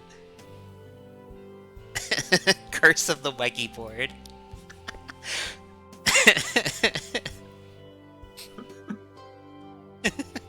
Oh my god. Oh, it's Ouija. Yeah. The Weggy board. I haven't seen Ouija in a while. Yeah. The early 2000s internet Medusa. Yeah, I remember. Alright, I'll continue here. I wonder how that works, actually. Like, if you bring two cursed objects to the same place, do the evil spirits get into a turf war? That's a good question. Good question, yeah. Maybe if they're from like the same era, they may even know each other. Right? Right? Yeah. Thinking. Maybe they were like they could even have been like generals from like warring factions or something. Yeah. Maybe they'd be too busy trying to kill each other again than curse anyone. Maybe, Yeah. Maybe it'll work. But then Yeah. there's not really a benefit to holding the item, Yeah. if that's gonna happen. Yeah. They'll just cancel each other out. Yeah. Yeah. Or do they team up to defeat humanity? No, I don't think so. Did you seriously bring the Ouija board again? She That Ouija board has been on every single trip with us. Besides, it fits in my suitcase. I pick up a small ornament from a shelf nearby. It's a snake made out of crystal. There's no price tag attached. If you have to ask. Morgan pulls back the curtain she went through. Okay, food's ready. She comes out carrying an enormous tray. Frozen. That's probably also an item for sale here. On the tray are steaming bowls of some kind of soup, as well as a pitcher of water and a loaf of bread. She sets the tray down on the counter, doling out portions to each of us. Hesitantly, I try a spoonful of the soup.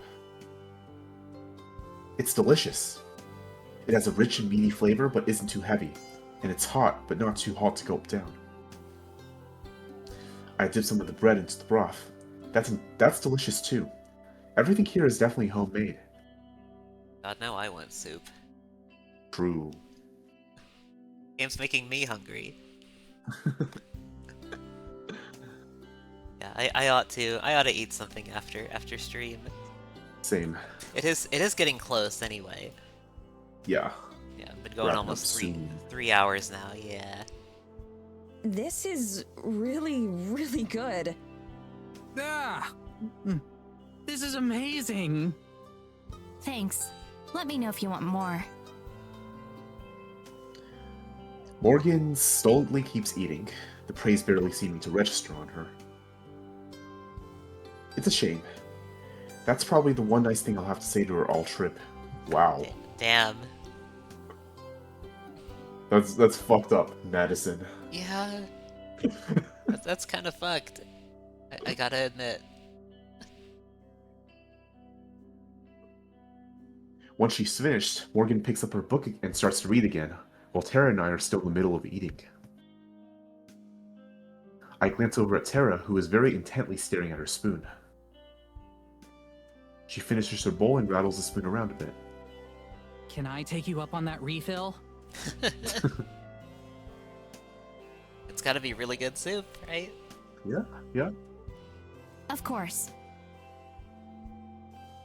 Without looking up, Morgan picks up both her book and her bowl and heads into the back again. She emerges a moment later with a fresh serving of soup, which she wordlessly wordlessly sets down in front of Tara. Only after we've both taken our last bites does she finally close the book again. All done? Yeah, thanks. I'm done too. Thank you. Let me get these out of the way then. She hauls away all the dirty dishes before rejoining us at the counter. So, what are your plans for the rest of the day? I fight back the urge to tell her that she should be the one making plans for us and showing us around. I mean, fair, right? Yeah. Yeah. I mean, the townsfolk don't like her, so, I mean... Yeah. Yeah. At least this way I can go back to the cabin sooner. We're still figuring that out. We hadn't got to see you much, so we decided to come over. Oh, right. I'm sorry about that. I'll take a couple days off starting tomorrow. You sure? We don't want you to miss out on any business or anything.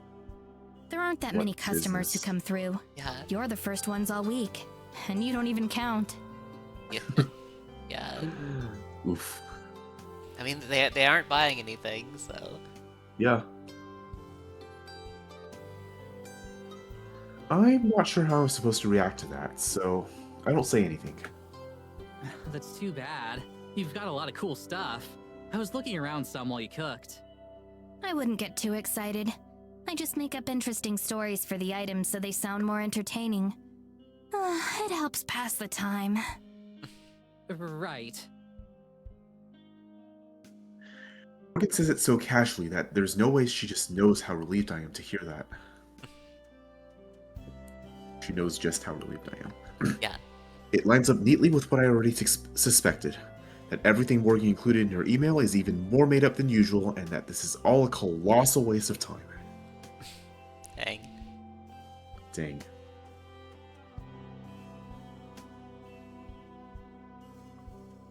Most likely she's a fan of the show who wanted to trick us into coming out here, and we fell for it. Hook, line, and sinker. If Tara realized any of this, she of course doesn't say anything. But judging by the way her enthusiasm vanished, it seems like she's starting to get it. Again. Fiddling with some silver knickknacks, she looks up from the counter to Morgan. So, can we see the talking cat? As soon as Tara asks, I can see Morgan's eyes light up with interest. Her hand slides away from the book she'd been about to open. Oh no. Of course. I'm sure she'd be happy to finally meet you. Her voice wavers, just the smallest bit, with what sounds like excitement. It's the first shred of emotion I've detected from her since stepping off the train. I'll go get her. Just give me 1 minute. Morgan exits once more, but this time through an actual door instead of a curtain. We probably could have gotten out of here without seeing the cat, you know. Why would I want to do that? This is the pizza resistance. She doesn't even try to pronounce it. My thoughts exactly. Yeah.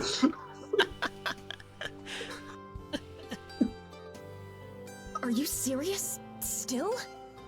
You know it's not going to actually talk, right? I can't fathom how there's even a trace of belief riding around in Tara's skull. Pizza resistance, true. I personally prefer Pizza Avalon, but to each their own. Did you see her face? She's definitely not joking. Unless she's just really bad at telling jokes. That would be the most normal thing about her so far. She just told you flat out that she makes up stories and tries to get other people to believe her. How can you not see that we're getting scammed too? Come on, Mads. Try to have at least a little bit of faith. The door opens once more and out strides Morgan. There's also the soft sound of little kitty feet on the hard wooden floor. Morgan's supposed... Oh. Oh yeah, That's you. yeah. That's you. Morgan's supposed talking cat emerges. She's a fluffy white cat with bright blue eyes. Talking or not, the cat staring up at me is undeniably beautiful. Its white fur seemingly glistens like snow, and its eyes are a piercing azure blue. Tara leaps from her seat and crashes to her knees. Kat doesn't flinch at all, despite the commotion. Oh my god, I love her! I love her so much! She looks up at Morgan, eyes as wide as dinner plates and fingers wriggling. Can I pet her? Please tell me I can pet her. Jailadora, can she pet you? Alright, let's see. Let's see. The cat doesn't say anything, of course. It does rub against Tara's waiting hand, though, causing her to let out some sort of mix between a coo and a sob. I can tell Tara just got her money's worth out of the trip. Go on, say something. These are the two I've been telling you about. Tara, Maddie. Morgan gestures as if introducing us to her. She looks between the cat and us expectantly. Seeing its master's attention, the cat goes from nuzzling Tara's hand to nuzzling Morgan's leg close by. She meows happily. The cat, not Morgan. Come on! You're going to make me look like an idiot if you don't say something. Morgan uses her foot to nudge the cat towards Tara, who's still crumpled on the floor. The cat indignantly tries to escape, her claws scraping uselessly against the wood. Finally, Jailadora scurries away, sitting down and licking a paw. Her tail swishes rapidly as she and Morgan stare at each other. Like, insane. I mean, that's the opinion of, like, the rest of the village. Yeah. More than likely. That's, the goat is insane, which is unfathomable. Yeah.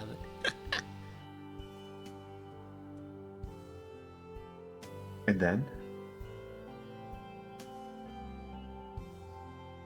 Absolutely nothing. What a surprise. Damn. I mean...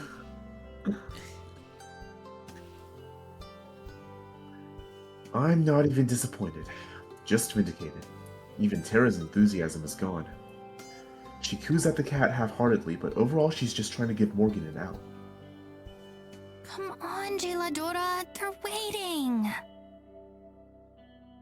It's like watching a car wreck. Can't look away. uh... Like watching a car crash in slow motion. Morgan sticks to her act, scowling at the wholly mundane cat. It's like I'm watching you fly through a windshield.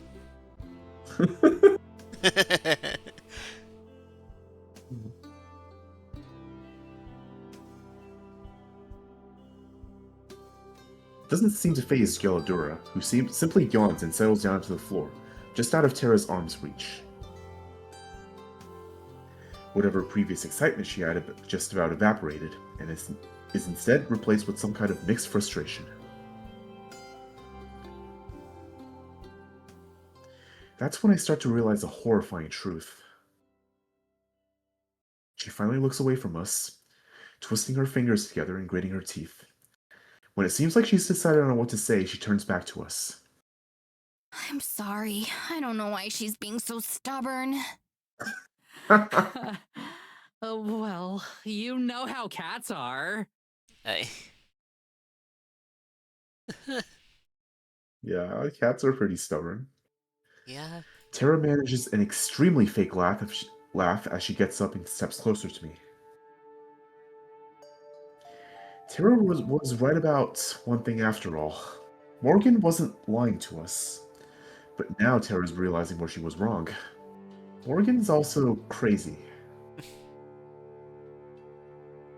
It doesn't seem like she's acting. It seems like Morgan's genuinely shocked that her cat didn't greet us by name. She talks to me all the time. I told her you two are trustworthy. That should be enough. It's fine. I'm sure she's just shy. Don't worry about it. Yeah, she just met us. We've got plenty of time for her to warm up to us, right? Oh, yeah, exactly. We should probably just give her some space for now and try again later. Maybe in a few days. At this point, I don't care. It's a good thing I played along with everything so far because it allows us to make a diplomatic exit. I guess you're right.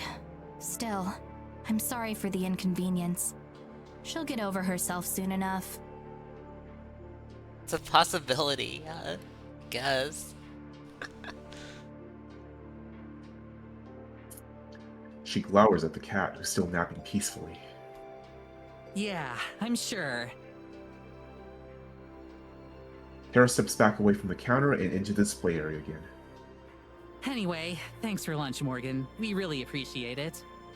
We, have a couple more places we want to check out today, so we'll probably head out again. Okay. Come back here when you want to ride back to the cabin. Her expression is back to unreadable. Right, sure. Thanks so much. Good to meet you, Gelato. Gelato. Gelato. Oof. Tara waves at Galadura, whose ear twitches, but otherwise can't be bothered to acknowledge us. Heavy door slams shut behind us as we step into the cold. I wonder if Morgan will remember to switch the sign back the other way. Alright, so is this where we want to wrap up for tonight? Yeah, sure. Yeah, we've gone 3 hours, 12 minutes. Damn. Made some pretty good progress, I think. Yeah. Don't know where we're gonna when we'll come back to this, but we'll find some time. Yeah, But yeah. go back to the title. Merry Valentine's. Today you get pranked.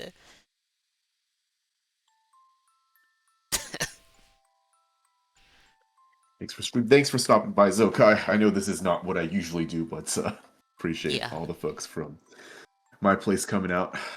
Yeah. Thanks everybody for... Oh yeah, let me head on over to the ending screen also. Head on over there. Visual novels are fire. I don't have an ending screen, so you guys get to stare at my usual overlay for a while. You know, I'll keep the the title screen up for y'all then. And then All right. then y'all on my side get to see the ending screen. But yeah. Thank you everybody for watching. Hope you all enjoyed. Yep, this was What do you... certainly a ride. Yeah.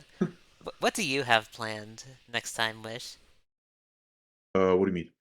Next Like week? for stream? For Heart of the Woods stream? For like any stream. Like what do you have planned? Oh, okay. Plans for next week. Wednesday's gonna be busy. Friday, Saturday, I'll try to do something. I'm gonna finish up Peach and Lime, Pokemon ROM hack demo. I think either one of those days, and the other day, I'll try to find something else to do. Got to get back into the groove of things because I haven't been streaming much, and I do want to be doing that, even though I'm getting a little bit busier, I guess. So, yeah, that's my plan, I guess. Usually Saturday is my Pokemon day. I start at 3 p.m. Pacific, so that as many people can join as possible. This is a bit late for Saturday, so not my usual time again. But if we want to do this visual novel again, maybe we do it on the Friday slot. But I'm fine with moving to Saturday if we need to. I'm fine with Friday, I think, yeah. But we can do that and see if we feel up to it. Yeah. As for me, I will likely be streaming Of the Devil again on Monday. Oh God. Yeah. Other Morgan. Other Morgan, yeah. we know her deal. Yeah. Yeah. Yeah, otherwise, if I'm not streaming Of the Devil that day, I will most likely be playing more Bowser's Inside Story on Tuesday. Yeah, who do I want to raid? I see I see Taveshi is live. What is Taveshi up to? Taveshi is playing Umineko, speaking of visual novels. Hmm. Yeah, it looks like they're on episode 4. Do we Yeah, want to we go can. there or Sure. right? I'd be down to raid Taveshi. Okay. I only have one person I think still around on my end, so I'm not going to raid. But Alright. so okay, you can join Ruby's raid Yeah. if you so desire. Raid Taveshi. Yeah. Um. Oh yeah, I'll drop these in chat for whoever wants them. That's my server. Those are my socials on my link tree. I'll drop my Discord too. Yeah. You would like to join? Yeah. And I'll go ahead and start the raid now. Let's do that. Okay. Taveshi. Yeah, there we go. All right. Okay. Thank you all for So, stopping by. yeah. Have a good night, Everybody, time of day. yeah. Everybody take care. Have a good time zone. And